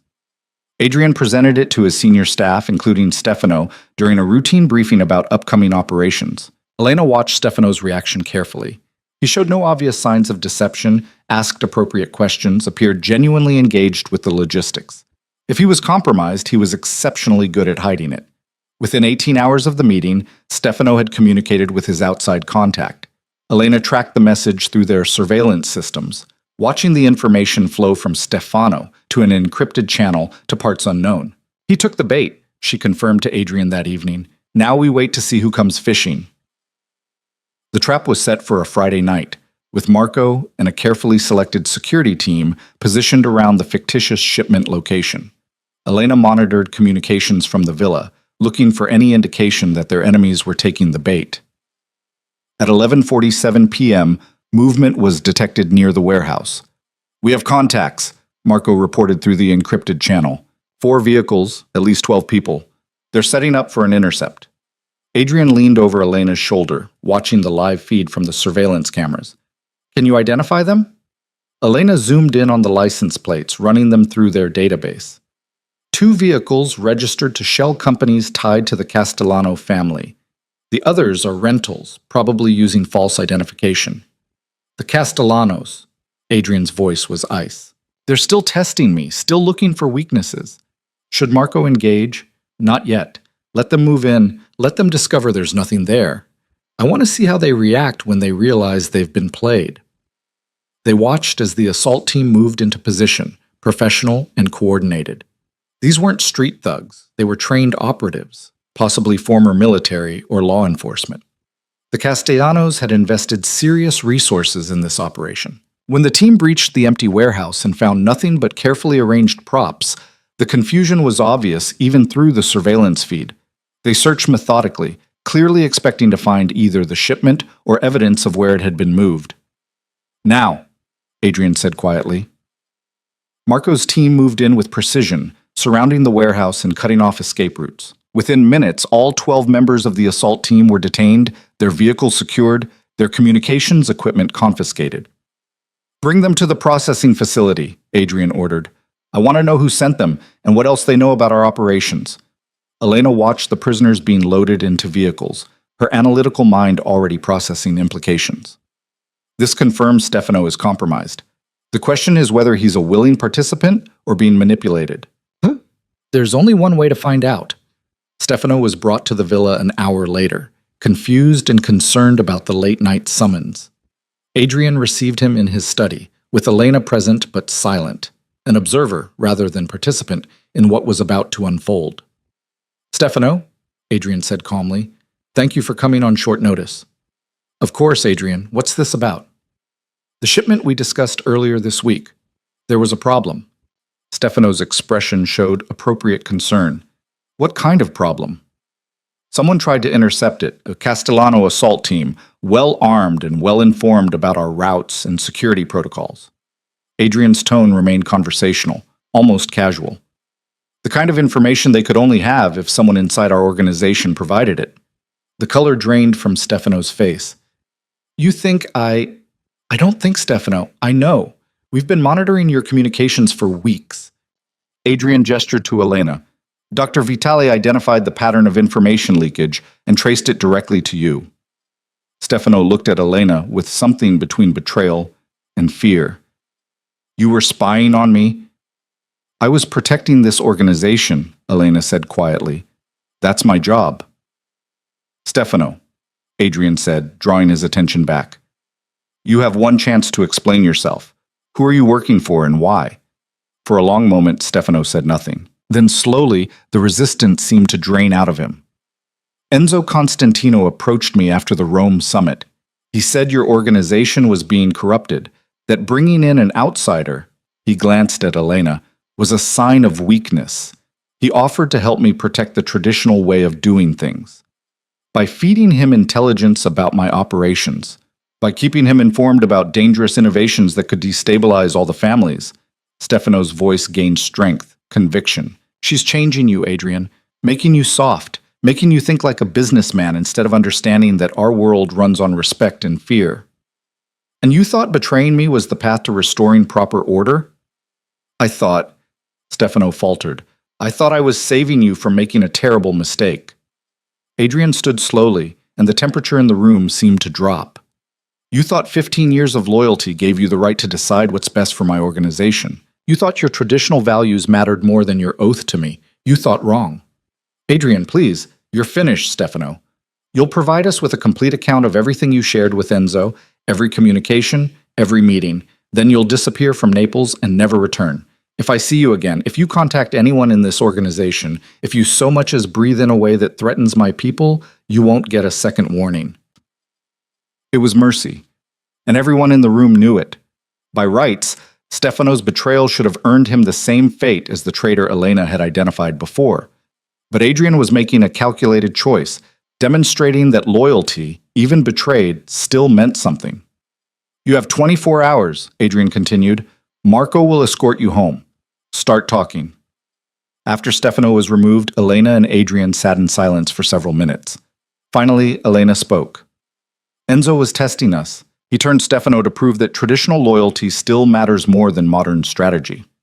And to undermine you specifically, he can't accept that a woman with no family connections has this much influence. Adrian poured them both whiskey. He's not wrong to see you as dangerous. You are dangerous. To every old man clinging to power through tradition instead of earning it through results. What happens now? Enzo won't stop with Stefano. No, he won't. But he also can't move openly without risking the cooperative agreements we established in Rome. So he'll continue testing, probing for weakness, trying to turn my people against the changes you represent. Elena sipped her drink, considering strategies. Then we need to make it costly for him. Show that attempting to corrupt your organization has consequences beyond just losing an asset. What do you have in mind? Information warfare. Enzo turned Stefano by offering him protection and ideological validation. What if we turn that same approach on Enzo's organization? Identify younger members who are frustrated with traditional limitations, who want more modern operational methods. We don't recruit them as spies, we just plant seeds of doubt about whether the old ways are sustainable. Adrian's expression showed appreciation. Undermine his authority from within while maintaining plausible deniability. Brilliant. It's also risky. If Enzo discovers what we're doing, it could escalate into open conflict. Everything worthwhile is risky. Adrian moved closer, his hand finding hers. We're building something new here, Elena. An organization that values intelligence over tradition, strategy over brute force, innovation over ritual. Enzo represents everything we're moving beyond. And Valentina? She was part of this, wasn't she? Working with Enzo to test us. Almost certainly. She wants to prove I made a mistake choosing you over her, that our partnership is weakness rather than strength. Adrian pulled Elena against him. She's going to be disappointed. They stood like that for a moment, drawing strength from each other. Then Adrian's phone buzzed with an update from Marco. Stefano had started talking, providing detailed information about his communications with Enzo. I need to review his debriefing, Adrian said reluctantly. I'll come with you. This is my fight too. They spent the next several hours going through Stefano's confession, documenting every piece of information he'd shared with Enzo. The scope was extensive but not catastrophic. Stefano had provided strategic insights and operational details, but not enough to seriously damage the organization. He was holding back, Elena observed, providing just enough information to maintain Enzo's trust, but not so much that it would destroy you completely. Conflicted loyalty, Adrian agreed. He wanted to undermine my new direction without destroying the organization he'd helped build. That's why you're letting him live. That's why I'm letting him run. He's more useful as a known quantity in exile than as a martyr to traditional values. Adrian closed the file. Besides, killing him would give Enzo exactly what he wants. Proof that my partnership with you has made me cruel instead of strategic. Elena understood the calculation. Every decision Adrian made now was viewed through the lens of their relationship, analyzed for signs that his judgment was compromised. Showing mercy, calculated, strategic mercy, demonstrated strength rather than weakness. The following week brought news that shifted the landscape entirely. Carlo Benedetti reached out through encrypted channels, requesting a private meeting with Adrian. The meeting was held at a neutral location, a yacht anchored in the bay, away from surveillance and interference. Elena accompanied Adrian, her presence now accepted as natural rather than controversial. Carlo greeted them warmly, his sister Francesca joining them on the deck. "Thank you for coming," Carlo said. "What I'm about to discuss needs to remain completely confidential." "You have our discretion," Adrian assured him. "Enzo Constantino is planning to retire within the year. His health is failing, and he knows it. But instead of transitioning power smoothly, he's trying to position Valentina as his successor." Elena and Adrian exchanged glances. This explained much of Enzo's recent behavior, the testing, the attempts to undermine Adrian, the ideological warfare against modernization. "Valentina doesn't have the family blood or the organizational support to simply inherit Enzo's position," Francesca added. "She needs to demonstrate that she can protect traditional power structures, that she understands old-school politics better than younger, more innovative leaders." "Which means making me look weak," Adrian concluded, "proving that my modern approach is vulnerable to traditional tactics." "Exactly." Carlo leaned forward. "She's building alliances with conservative factions in every family, promising to restore proper hierarchies and traditional methods. Your organization, with its emphasis on strategy and intelligence, and with a woman in a position of significant power, represents everything she's arguing against." Elena felt the pieces clicking into place. The Stefano recruitment wasn't just about intelligence gathering, it was about demonstrating that traditional loyalty could be weaponized against modern innovation. "And the Castellano assault team was meant to show that your new methods couldn't protect against old-fashioned direct action," Francesca said. "When that failed, Valentina lost credibility with the conservative factions. They're starting to question whether she can actually deliver on her promises." "Why are you telling us this?" Adrian asked. "Because Francesca and I believe the future of our organizations depends on adaptation, not tradition worship," Carlo said bluntly. "We've watched what you've built with Dr. Vitale, a strategic partnership that values intelligence and innovation. That's the model we want to follow, not Enzo's dinosaur approach." "You want an alliance," Elena said. "We want a coalition. Families that recognize the world has changed, that law enforcement is getting smarter, that technology has shifted the landscape of power. We need to evolve or we'll be crushed by organizations that adapt faster." Carlo's expression was serious. "Valentina represents the past. You represent the future. We're choosing the future." Adrian considered this carefully. "An alliance against Valentina and her conservative coalition means open conflict within the broader criminal infrastructure. It could destabilize everything we built at the Rome Summit."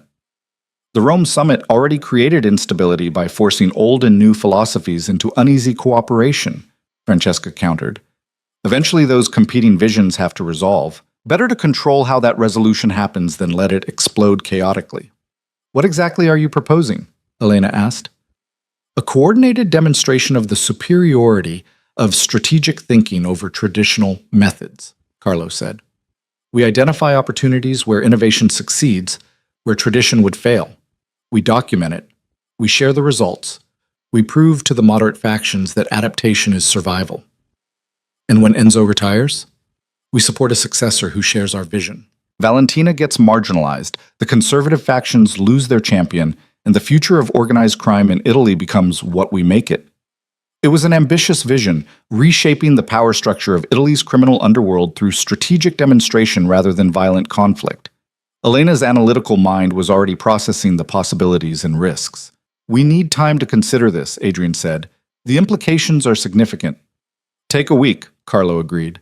"But understand, Valentina is already moving. If we don't act soon, the conservative coalition will be too strong to counter effectively." On the drive back to the villa, Elena and Adrian discussed the proposal in depth. The strategic benefits were clear. An alliance with the Benedetti family would strengthen their position significantly. But it also meant choosing sides in a conflict that could reshape the entire criminal landscape. "What do you think?" Adrian asked. "I think Carlo and Francesca are right about the fundamental conflict between tradition and innovation. Every organization faces this choice: adapt or become irrelevant." Elena looked out at the passing coastline. "But I also think we need to be careful about how we position ourselves. If we're too aggressive in promoting change, we create enemies. If we're too cautious, we miss the opportunity to shape the future. Balance. Strategic positioning. We support innovation and demonstrate its value, but we do it in ways that don't directly threaten every traditional power structure. We show that evolution is possible without revolution. Adrian reached over and took her hand. You know what this means, don't you? If we align with Carlo and Francesca, if we publicly commit to modernizing organized crime, you become even more of a target. Valentina and her supporters will see you as the primary obstacle to their vision. I know, Elena squeezed his hand, but I didn't choose safety when I walked into your world. I chose purpose. This is what that choice looks like. You could still walk away.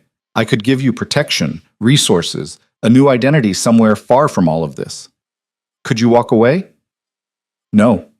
This is who I am. Then you have your answer. This is who I am now, too. The decision to align with Carlo and Francesca was made 3 days later, after extensive analysis of risks and opportunities. Adrian sent encrypted confirmation, and within a week, the coalition was forming. Families who believed in strategic adaptation rather than blind tradition. Valentina's response was swift and vicious. She used her platform as Enzo's advisor to launch a campaign of whispered character assassination against Elena. The story spread through the criminal underworld like poison, that Elena was a government informant, that she was manipulating Adrian for personal gain, that her analytical methods were just sophisticated ways of creating leverage for future betrayal. None of it was true, but truth mattered less than perception in this world. Elena found herself subject to suspicious glares at meetings, heard the whispers that stopped when she entered rooms, felt the weight of doubt pressing against the credibility she'd worked so hard to build. She's good, Elena admitted to Adrian one evening. She's attacking me in ways that are impossible to definitively refute. How do I prove I'm not a government informant when any denial sounds like exactly what an informant would say? You prove it through results. Through continued loyalty and demonstrated value. Adrian pulled her close. Valentina is gambling that doubt will erode trust faster than performance can rebuild it. We prove her wrong by being undeniable. The opportunity came sooner than expected. Intelligence indicated that a major law enforcement operation was being planned, a coordinated strike against multiple families simultaneously. The information came through Elena's network of contacts, pieced together from dozens of small signals and patterns. They're planning to hit everyone at once, Elena explained during an emergency meeting with the coalition families. Banking records, shipping operations, legitimate business fronts, everything synchronized to create maximum disruption. When? Carlo asked. 2 weeks, possibly less. They're still coordinating between federal and local agencies, but the framework is in place. Francesca leaned forward. Can we confirm this independently? I've analyzed communication patterns from known law enforcement contacts, cross-referenced with budget allocations and personnel movements. The probability of a major coordinated operation is over 90%. And you trust this analysis? The question came from one of the traditional family representatives, his skepticism obvious. I trusted enough to bet my organization on it, Adrian said firmly. Doctor, Vitalia has never been wrong about pattern analysis. If she says this is coming, it's coming. The coalition voted to implement defensive measures, moving sensitive operations, securing documentation, creating alibis and distance between leadership and actionable intelligence. It was expensive and disruptive, but if Elena was right, it would save them from catastrophic damage. 10 days later, the operation hit exactly as Elena had predicted. Law enforcement moved simultaneously against 7 different families in 4 cities. But the coalition families, forewarned and prepared, had already moved anything incriminating. The raids found legitimate business operations, proper documentation, and absolutely nothing that could support criminal charges. The families who'd ignored Elena's warning weren't as fortunate. 2 traditional organizations suffered significant losses, with multiple arrests and seized assets. The contrast was devastating for Valentina's narrative. Elena hadn't betrayed the coalition families. She'd saved them. Her analysis had been precise and accurate, demonstrating value that went far beyond theoretical strategy. You destroyed her credibility, Francesca told Elena after the dust settled. Valentina spent weeks telling everyone you were a government plant. Then you used government intelligence to protect us from government action. The conservative factions don't know how to process that. They'll find another angle, Elena predicted. Desperation makes people creative. She was right. Valentina's next move was more personal and far more dangerous. Elena was leaving a restaurant after a late dinner when the attack came. 3 men, professional and fast, moving to intercept her before she reached her car. Marco was there immediately, along with 2 other security personnel, and the would-be attackers scattered. But the message was clear. Elena wasn't just a strategic target anymore, she was a physical one. "We're moving you into the villa full time," Adrian said when he heard about the incident. "No more going back to your apartment, no more predictable routines." That's exactly what Valentina wants, to isolate me, make me look weak and dependent on your protection. "I don't care what it looks like. I care about keeping you alive." Adrian's voice was steel. "You've made yourself invaluable to our coalition, which means you've also made yourself the highest priority target for our enemies. From now on, you have security with you at all times." Elena wanted to argue, wanted to maintain her independence, but she also understood the strategic reality. She'd become too important to risk, too valuable to leave vulnerable. Her expertise had shifted the balance of power, and Valentina knew that eliminating Elena would cripple the modernization movement. "Fine," she agreed, "but I want to be involved in the security planning. I'm not going to be a passive asset requiring protection. I need to understand the threats and how we're countering them." "Agreed. Marco will brief you tomorrow on the full security protocol." That night, lying in Adrian's arms in the villa that had become her fortress and her prison, Elena contemplated how far she'd come. 8 months ago, she'd been a university professor living a safe, unremarkable life. Now she was at the center of a power struggle that could reshape Italy's criminal landscape, valuable enough to protect and dangerous enough to kill. "Do you regret it?" Adrian asked quietly, echoing a question from months before. Elena thought about her old life, the safety, the respectability, the intellectual satisfaction of academic research. She thought about what she'd gained: purpose, power, partnership with someone who understood her completely. "No," she said finally, "I regret nothing. Even knowing what's coming, Valentina won't stop until one of us is destroyed. Then we make sure it's her." Elena shifted to look at him directly. "We've been reactive, defending against her attacks. It's time to go on the offensive." Adrian's expression showed interest and approval. "What do you have in mind?"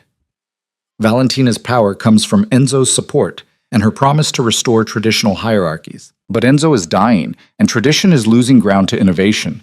What if we accelerate both processes?" "Explain."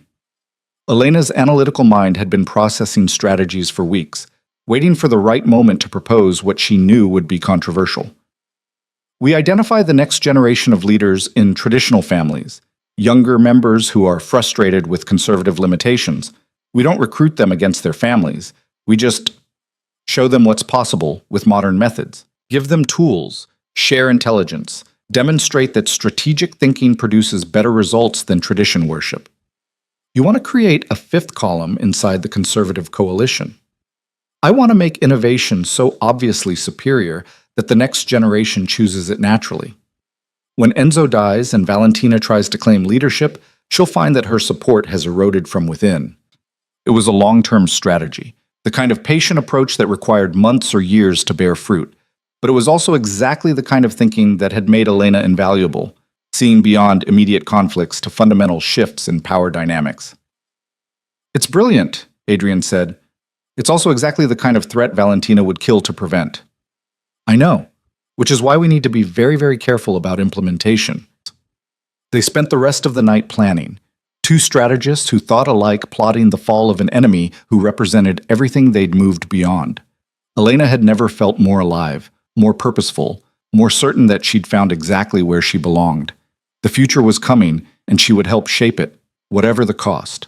The strategy to undermine Valentina's support took 3 months to implement, and it required patience Elena hadn't known she possessed. Working with Francesca Benedetti, she identified 12 younger members of traditional families who showed frustration with conservative methods. They didn't approach these individuals directly. That would have been too obvious, too risky. Instead, they created opportunities for observation. A carefully arranged business meeting where modern analytical methods solved a problem, traditional approaches couldn't. A shared intelligence briefing where strategic thinking prevented a crisis. Small demonstrations of superior methodology that planted seeds without forcing growth. "It's working," Francesca reported during a secure video call. 3 of the targets have started asking questions about how we gather intelligence, how we analyze threats. They're not committing to anything, but they're curious." "Curiosity is enough," Elena said. "We're not trying to recruit them. We're just showing them there's a better way." But while their long-term strategy progressed, immediate threats continued to escalate. Valentina's attempts to eliminate Elena became more sophisticated, more dangerous. A car bomb that Marco's team detected before it detonated. Poison in a wine bottle that heightened security protocols caught before it reached her glass. Each attempt was professional, well-funded, and terrifyingly close to success. "She's getting desperate," Adrian said after the fourth assassination attempt in 6 weeks, "which makes her more dangerous." They were in his study, reviewing security footage from the latest incident. Elena watched herself walk past the very spot where, minutes later, a sniper's position would be discovered. The shooter had been detained before taking the shot, but the margin had been razor thin. "We can't just keep playing defense," Elena said. "Every attempt that fails makes the next one more sophisticated. Eventually, something will get through." "What are you suggesting?" Elena had been thinking about this for weeks, weighing options and consequences. "We expose her. Not to the families. They already know she's trying to kill me. We expose her to Enzo." Adrian's expression showed surprise. Enzo supports her succession. Why would he care that she's eliminating threats to that plan? Because there's a difference between strategic elimination of enemies and reckless escalation that threatens the stability he's spent 50 years building. Elena pulled up files on her tablet. "Every assassination attempt against me has risked collateral damage. The car bomb could have killed civilians. The sniper position overlooked a public square. Valentina is so focused on removing me that she's ignoring the first rule of their world: keep the violence contained. You want to make Enzo see her as a liability. I want to make him see what I see, that Valentina's personal vendetta against me is clouding her judgment. She's not thinking like a strategic leader, she's thinking like someone who's already lost control." Elena met Adrian's eyes. Enzo built his empire on calculated violence and careful maintenance of order. Valentina is offering him chaos dressed up as tradition. Adrian considered this carefully. It's risky. If Enzo doesn't see it our way, we've just revealed our hand without gaining anything. But if he does see it, Valentina loses her most important supporter right when she needs him most. Elena pulled up another file. "And I think I know how to make sure he sees it our way." The plan required precision and perfect timing. Elena spent 2 weeks analyzing Enzo's communication patterns, understanding how he processed information and made decisions. She discovered that he valued personal observation over secondhand reports, that he trusted his own judgment above advisors when he could verify facts directly. "We need to create a situation where Enzo witnesses Valentina's recklessness firsthand," Elena explained to Adrian and the coalition leadership during a secure meeting. "Not through reports or recordings, but in person, in a context he can't dismiss or rationalize away." "How?" Carlo asked. "We arrange a meeting between our coalition and some of the moderate traditional families, neutral ground, discussing cooperative opportunities that benefit everyone. We make sure Enzo is invited as an elder statesman, honoring his legacy, seeking his wisdom." Francesca caught on immediately. "And we make sure Valentina knows about the meeting, but not the full security details. She'll see it as an opportunity to eliminate Elena in a context that embarrasses the modernization movement." Exactly. She'll plan something dramatic, something that proves traditional methods can strike at the heart of innovation. But we'll be ready. And when her attempt fails in front of Enzo himself, he'll see exactly what kind of leader she really is. "You're using yourself as bait," Adrian said quietly. "I'm creating an opportunity for Valentina to reveal her true nature. There's a difference." The look Adrian gave her suggested he didn't agree, but he also understood the strategic value. "The security requirements for this would be extraordinary. We'd need to protect you while making it appear that you're vulnerable. Marco can handle it. He's been protecting me for months. He knows how I move, how I think. It's still dangerous. Everything we do is dangerous. This is just dangerous with purpose." The meeting was scheduled for a villa in the hills outside Florence, neutral territory that belonged to none of the families, rented through intermediaries and secured by coalition forces. The guest list included moderate leaders from 6 different organizations, with Enzo invited as an honored observer representing the traditional old guard. Elena prepared for the meeting with the same intensity she'd brought to the Rome summit. She reviewed profiles, studied relationships, and planned conversation strategies. But underlying all the preparation was the awareness that somewhere, Valentina was planning her death. "Promise me you'll stay alert," Adrian said the night before they left for Florence. "Promise me you won't take unnecessary risks." They were in bed, wrapped around each other in the darkness. Elena could feel the tension in his body, the fear he rarely allowed himself to show. "I promise I'll be smart about this." "But Adrian, We both know this has to happen. Valentina won't stop until one of us is gone. Better to control the circumstances than wait for her to choose them. I can't lose you. The admission was raw, vulnerable in a way Adrian almost never allowed himself to be. You've become too important, not just to the organization, not just to the strategy, to me. Elena shifted to look at him in the dim light filtering through the windows. You won't lose me. We're too good at this, too prepared. Valentina is smart, but she's also emotional. Emotion makes people sloppy. And us? What are we? Elena kissed him, pouring everything she felt into the connection. Love, partnership, absolute certainty in what they'd built together. We're what comes next, the future she's trying to prevent. The drive to Florence took 4 hours, with security vehicles ahead and behind. Elena used the time to review her analysis one final time, checking and rechecking the logic that had led to this plan. You're nervous, Adrian observed. I'm thorough. There's a difference. Elena. He took her hand, making her look at him. If at any point this feels wrong, if the situation deviates from our planning, you abort. Marco will extract you immediately, and we'll find another way. Understood. The villa was stunning, Renaissance architecture updated with modern security. Elena walked the grounds with Marco, identifying sightlines and vulnerability points, confirming that his team had every angle covered. We'll have eyes on you at all times, Marco assured her. The moment anything feels wrong, we move. Valentina is too smart for a frontal assault. Whatever she's planning will be subtle, unexpected. Then we'll be ready for subtle and unexpected. The guests began arriving in the late afternoon. Carlo and Francesca came first, followed by representatives from the moderate families. Each arrival was screened carefully, their security details coordinated with Marco's team to prevent any possibility of infiltration. Enzo arrived at sunset, stepping from his car with the careful movements of someone whose body no longer kept pace with his mind. He looked older than he had at the Rome summit, frailer, but his eyes were still sharp, still missed nothing. Dr. Vitale, he said when Elena greeted him. Still playing at leadership, I see. Still demonstrating its value, Signor Constantino. I hope you'll find today's discussions interesting. I'm sure I'll find them something. The meeting began with presentations about cooperative intelligence sharing, coordinated responses to law enforcement pressure, and opportunities for legitimate business ventures that could benefit all families. Elena participated actively, demonstrating the analytical approach that had become her signature. She was midway through a presentation on communication security when she felt it, the subtle wrongness that preceded violence.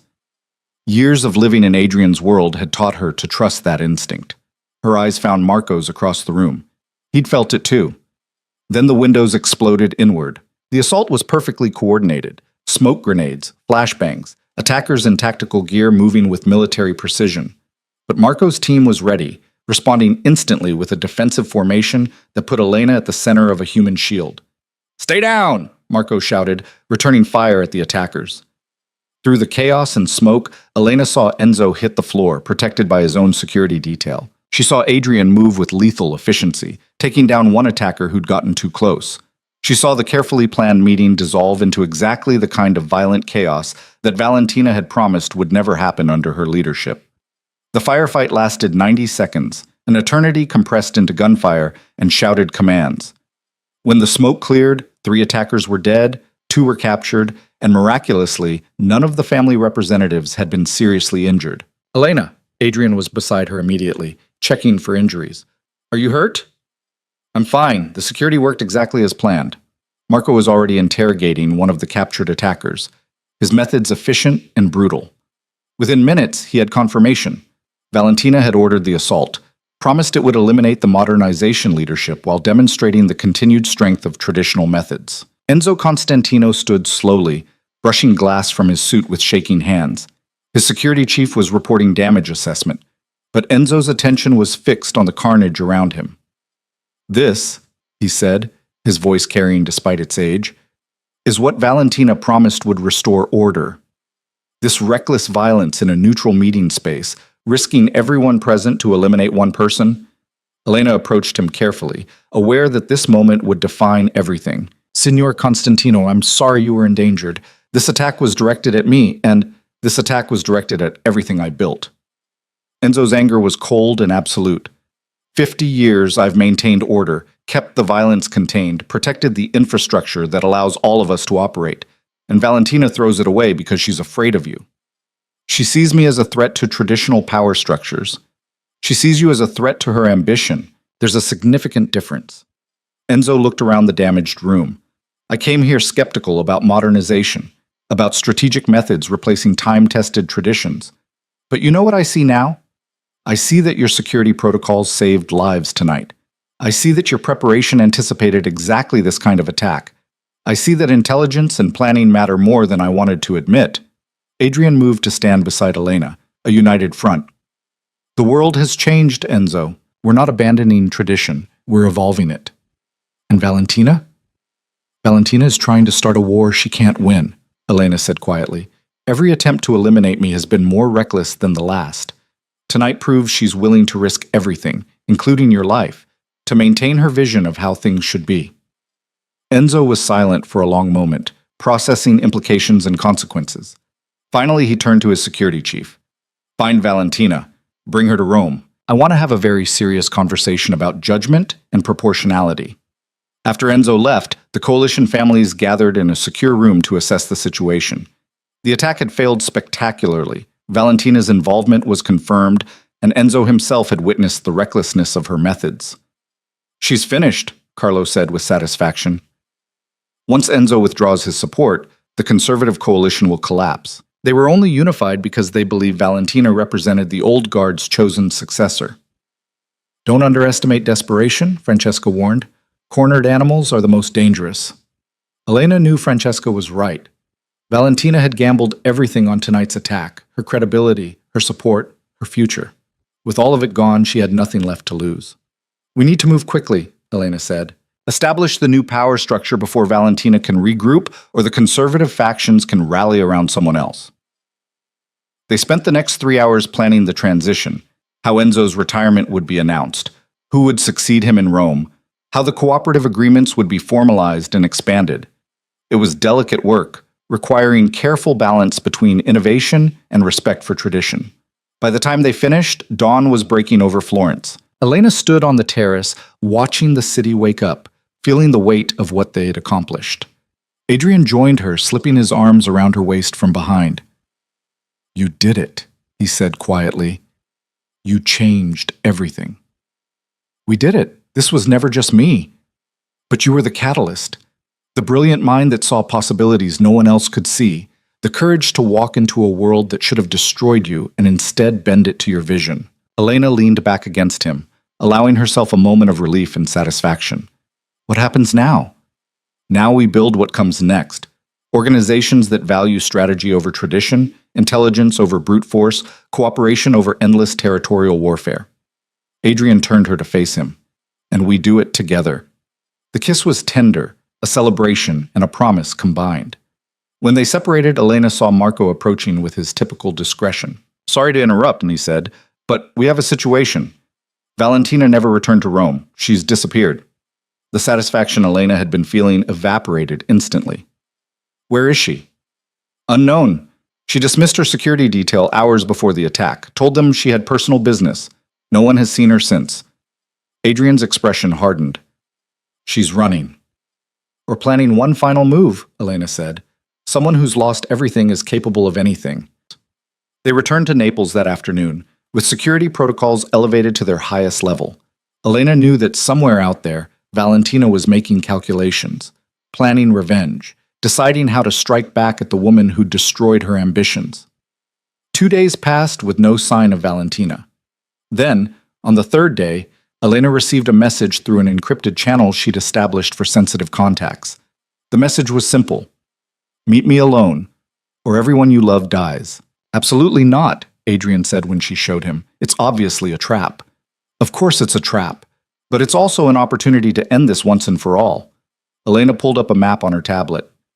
She specified a location, the old monastery ruins outside Sorrento, public enough that a massacre would be noticed, isolated enough for a private confrontation. You're not going alone. I won't be alone. Marco and his team will be positioned around the perimeter, close enough to respond, but far enough to satisfy Valentina's demand for a personal meeting. Elena, Adrian, listen to me. Valentina is wounded and desperate. She'll keep striking until someone stops her, and every attack will be more dangerous than the last. We can wait for her to choose the time and place, or we can control the circumstances. This is us controlling the circumstances. The argument continued for an hour, but Elena's logic was sound, and they both knew it. Finally, Adrian agreed with conditions. Marco's entire team deployed aerial surveillance and a complete tactical plan with multiple extraction scenarios. The monastery ruins were beautiful in their decay, ancient stone walls crumbling picturesquely against the dramatic coastal backdrop. Elena arrived at sunset, as specified, and walked into the central courtyard alone. Valentina was waiting, looking elegant and composed despite being a fugitive. She stood beside a broken fountain, silhouetted against the dying light. "You came," Valentina said. "I wasn't sure you would." "You threatened people I care about. Of course I came." "Brave and foolish. That's always been your combination." Valentina moved closer, and Elena saw the gun in her hand, held casually but with clear purpose. "You've destroyed everything I built, everything I planned. Enzo has withdrawn his support. The conservative families are in disarray, and my future is ashes. All because you convinced Adrian Romano to value intelligence over tradition." "I didn't convince him of anything.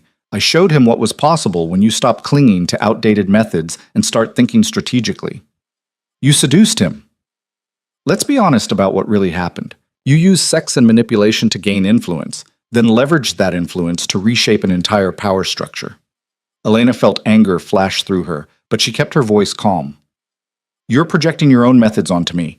I never manipulated Adrian. I partnered with him, contributed real value, proved my worth through results. The fact that we also developed genuine feelings for each other doesn't diminish the professional foundation." "Genuine feelings?" Valentina laughed bitterly. "You actually believe that? You think Adrian Romano, the man who trusts no one completely, who spent his entire adult life maintaining absolute control, has genuine feelings for an academic who wandered into his world by accident? It wasn't an accident. I made a choice, and I've made 100 choices since then to stay, to build something meaningful, to become the person I was always capable of being. And what person is that? A criminal's whore who dresses up betrayal as strategy?" The words were designed to wound, to provoke a reaction. Elena refused to give Valentina the satisfaction. "I'm someone who uses her intelligence to shape outcomes instead of just documenting them. I'm someone who found a partner who values my mind as much as anything else. I'm someone who took power instead of begging for it." Elena took a step closer, ignoring the gun. "I'm everything you could have been if you hadn't let ambition override judgment." Valentina's composure cracked slightly. "You don't know anything about me. I know you were brilliant once. Adrian told me about your relationship, about the strategic vision you shared. You could have built something extraordinary together. Instead, you chose power over partnership, ambition over connection. And now you're here, holding a gun on someone you see as inferior, because it's the only power you have left." "I still have the power to end you." "Yes, you do. You can pull that trigger, and I'll die right here in these ruins. Marco's team will kill you seconds later, but I'll still be dead." Elena held Valentina's gaze. "Is that really how you want this to end? Both of us dead? Everything we could have accomplished gone because you couldn't adapt when the world changed?" For a long moment, Valentina said nothing. The gun remained steady, but something shifted in her expression. "What's the alternative?" she asked finally. "I've lost everything. Enzo has disowned me, the families won't accept my leadership, and I can't stay in Italy without eventually being eliminated. You're offering me what? Mercy?" "I'm offering you a choice. Disappear. Take the resources you've accumulated and build a new life somewhere far from here. Or stay and fight a war you've already lost, destroying yourself and probably several other people in the process." "Why would you offer me anything?" "Because despite everything, I understand you. I understand wanting power, wanting to matter, wanting to shape the world according to your vision. We're not as different as you want to believe." Elena paused. "The difference is, I found a way to achieve those things through partnership instead of domination. You still can too, just not here, not in this world." Valentina lowered the gun slowly. "You're serious?" "Completely. Adrian and I discussed this. We'll provide safe passage out of Italy, enough money to start over, and a guarantee that no one from the coalition families will come after you. In exchange, you disappear completely. No contact with Italian organizations, no attempts at revenge, no coming back." And I'm supposed to just trust that you'll honor this agreement.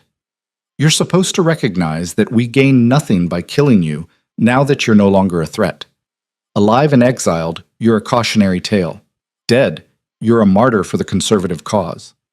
Elena extended her hand. This is your chance to survive, Valentina. I suggest you take it. For several heartbeats, the outcome balanced on a knife's edge. Then Valentina placed the gun in Elena's hand. A surrender and an acknowledgement combined. I underestimated you, Valentina said quietly. I thought you were just another woman using sex to gain influence. I didn't see that you were actually brilliant. That was your mistake. You saw what you expected to see instead of what was really there. Marco appeared from the shadows, along with 3 other security personnel. They'd been close enough to intervene if needed, far enough to allow the conversation to play out naturally. We'll escort you to the airport, Marco said to Valentina. A private flight is waiting. Where it takes you is your choice, but it can't be anywhere in Europe. Valentina nodded, her defeat complete, but her dignity intact. As Marco led her away, she paused and looked back at Elena. Build something worthy of the price you paid for it, she said. Don't let Adrian's world corrupt what makes you valuable. Then she was gone, walking toward exile and an uncertain future.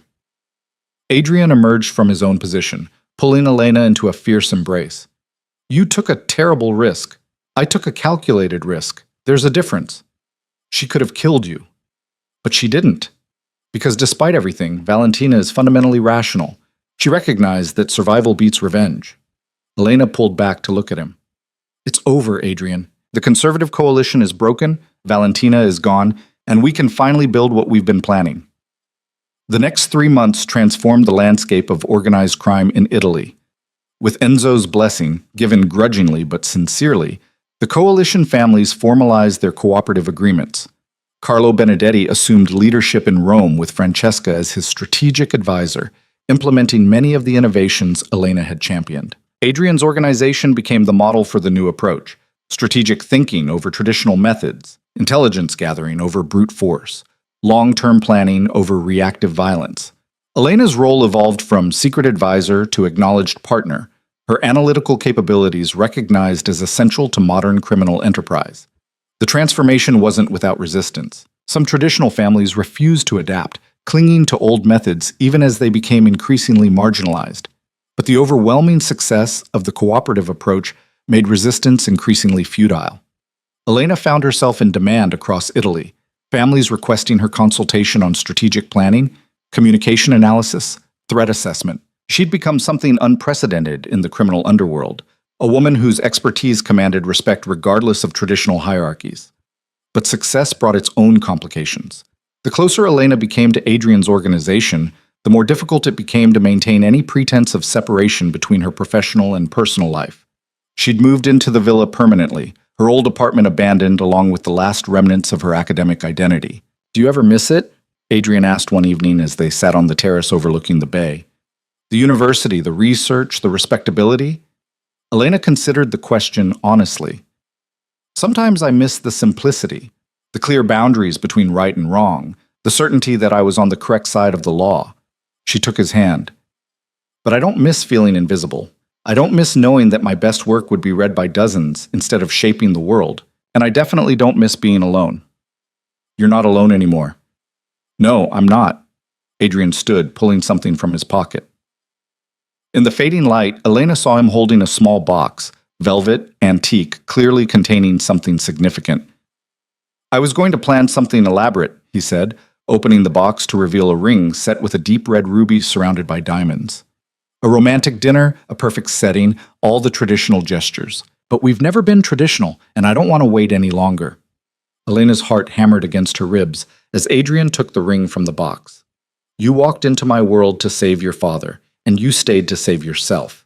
You've transformed my organization, changed how power works in our entire world, and you've made me believe that partnership matters more than absolute control. He met her eyes with absolute sincerity. Elena Vitale, will you marry me? The proposal was everything and nothing like she might have imagined. No pretense, no performance.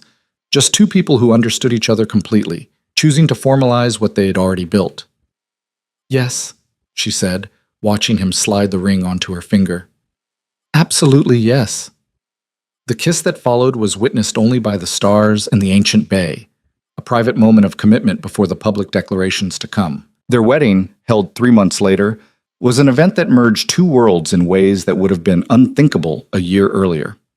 Legitimate business leaders mingled with criminal family heads. Politicians who officially knew nothing about Adrian's real operations offered toasts alongside men who controlled Italy's underground economy. Elena wore a gown that made her look like royalty, and as she walked toward Adrian through the gathered assembly, she understood that she'd become exactly that, the queen of a kingdom built on shadows and strategy. The ceremony itself was brief, the vows traditional despite everything else about their relationship being revolutionary. When Adrian kissed her as his wife, the applause came from both worlds she now straddled, the legitimate and the hidden, the lawful and the criminal, the past and the future. At the reception, Enzo Constantino approached to offer congratulations. He looked even frailer than before, his retirement now officially announced, but his mind remained sharp. "You've accomplished something remarkable, Dr. Vitale," he said. "Or should I say Signora Romano now?" "Either works," Elena said with a smile. "You've changed our world fundamentally. Whether that's ultimately for better or worse remains to be seen, but I can't deny that you've changed it." Enzo's expression became more serious. Adrian's organization is stronger now than when his father ran it, not because of violence or fear, but because of intelligence and strategy. That's your influence. It's our partnership. I provide analysis, he provides leadership. Together we're better than either of us could be alone. Guard that partnership carefully. The world you've built has many who admire it and many who envy it. Both can be dangerous. As Enzo walked away, Adrian appeared at Elena's side, slipping his arm around her waist. "Enjoying your wedding?" he asked. "I'm enjoying the symbolism. All these people from different worlds gathered because of what we've built together. It's remarkable." "You're remarkable." Adrian turned her to face him. "I have a wedding gift for you, something I've been working on for months." He led her to a quiet corner and handed her a folder. Inside, Elena found documents, legal documents establishing a foundation in her name. "I don't understand," she said, scanning the paperwork. "The Romano Foundation for Educational Excellence. It will provide scholarships for brilliant students who can't afford university, fund linguistic research programs, and support academic innovation." Adrian's expression was gentle.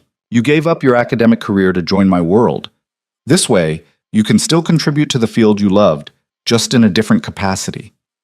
Elena felt tears threatening, not of sadness, but of being so completely understood by another person. "This is perfect. You're not just my partner in the organization, Elena. You're my partner in everything, including making sure something good comes from the resources we've accumulated." The foundation was just the beginning. Over the following months, Elena discovered that Adrian had been quietly moving the organization toward increasingly legitimate operations. The criminal enterprise that had sustained them was being systematically transformed, money laundered into legal investments, connections leveraged to build proper businesses, power converted from shadow to substance. "I want to build something that lasts," he explained one evening as they reviewed the transition plans, "something our children could inherit without the weight of criminality. We've proven that strategic thinking and intelligence matter more than violence. The next step is proving they can succeed in legitimate enterprise too. This will take years. We have years, and we have each other." The transformation was far from complete, and Elena understood they'd never be entirely free of their criminal origins. But the direction was clear, towards something more sustainable, more defensible, more aligned with the partnership they'd built. 6 months after the wedding, news came that Enzo Constantino had died peacefully in his sleep. His funeral was attended by hundreds, family members, business associates, and representatives from every major organization in Italy. Elena and Adrian attended together, paying respects to a man who'd represented an entire era of criminal history. "The old world is truly gone now," Adrian said as they left the funeral. "What comes next is entirely up to us." Elena looked out over Rome, thinking about everything that had changed since the day she'd first confronted Adrian outside that Naples restaurant. She'd been desperate then, terrified, gambling everything on a single audacious move. Now she was his wife, his partner, the strategic mind behind an organization that was reshaping how power operated in Italy. She'd gained more than she'd ever imagined possible, and the cost, her respectability, her safety, her innocence about the world's darker corners, seemed small by comparison. What comes next is what we build together, she said, taking his hand. Whatever that looks like. As they drove back to Naples, Elena thought about the foundation she now ran, the legitimate businesses they were building, the network of intelligence and influence they'd established. She thought about the young people being educated through her scholarships, the innovations in strategic thinking that were changing not just criminal enterprises but legitimate organizations too. She'd walked into Adrian's world to save her father. She'd stayed to save herself. And in the process, she'd helped transform that world into something new, still dangerous, still operating in shadows, but increasingly oriented toward intelligence over violence, strategy over chaos, building over destroying. The villa appeared in the distance, perched on its cliff above the bay. Home. Their headquarters. The center of everything they'd created together. "Are you happy?" Adrian asked as they pulled through the gates. Elena considered the question from every angle. Was she happy having traded academic respectability for criminal complicity? Was she happy living constantly aware of threats and dangers? Was she happy with choices that put her forever on the wrong side of laws she'd once respected? "Yes," she said finally. "I'm happy. Not because everything is perfect or safe or simple, but because I'm using my mind for something that matters, because I'm partnered with someone who sees me completely, because every day presents challenges that require the full measure of my capabilities. That's all I wanted, for you to choose this life freely, with full knowledge of what it means. I choose it. Every day I choose it." That night, standing on their terrace as stars emerged above the bay, Elena reflected on the journey from that first desperate confrontation to this moment of hard-won peace.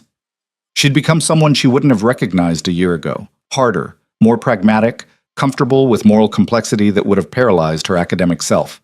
But she'd also become more fully herself than ever before. The intelligence that had been channeled into safe pursuits now shaped real outcomes. The strategic thinking that had been theoretical now prevented violence and saved lives. The hunger for purpose that had driven her academic achievements now drove the transformation of an entire criminal infrastructure. "I've been thinking about expansion," Adrian said, joining her at the railing. "Not territorial expansion, operational expansion. Taking our model beyond Italy, showing that strategic cooperation beats territorial warfare in other markets too. Ambitious. No more ambitious than what we've already accomplished." He pulled her close. "We've proven that intelligence matters more than tradition, that partnership beats domination, that the future belongs to those willing to adapt. The question is how far we take that vision." Elena leaned into him, feeling the solid warmth of his presence, the absolute certainty that they were stronger together than either could be alone. "As far as it can go, we build something that outlasts us, that proves power without wisdom is weakness, that creates opportunities instead of just controlling resources. The Romano Empire, version 2.0. The Romano legacy," Elena corrected, "something worth leaving behind." In the months that followed, their vision began taking shape. Strategic partnerships with organizations in other countries, sharing intelligence and methodology, creating a network built on cooperation rather than conquest. The foundation expanded its reach, funding education across Europe. The legitimate businesses grew, providing cover and increasingly becoming the primary source of revenue. Violence didn't disappear, their world would always include that element.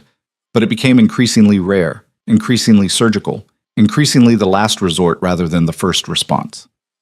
Elena's analytical methods proved as effective at preventing conflict as at winning it, and that prevention became the new standard. She'd achieved something unprecedented, becoming indispensable not through force or fear, but through intelligence and strategic vision. The woman who'd once trembled in fear approaching a crime lord now commanded respect across Italy's entire criminal infrastructure. But perhaps most importantly, she'd found genuine partnership with someone who understood her completely. Adrian valued her mind as much as her presence, sought her counsel on every major decision, and built their empire as much around her insights as his own judgment. Standing on the terrace of their villa, watching the sun set over the Bay of Naples, Elena understood that she'd found exactly what she'd been searching for: purpose, partnership, and the power to shape her own destiny. The price had been steep, the risks enormous, the moral compromises significant. But looking at everything they'd built together, everything they were still building, she knew with absolute certainty that she'd make the same choices again. "To the future," Adrian said, raising a glass of wine and toast. "To building something extraordinary," Elena replied, touching her glass to his.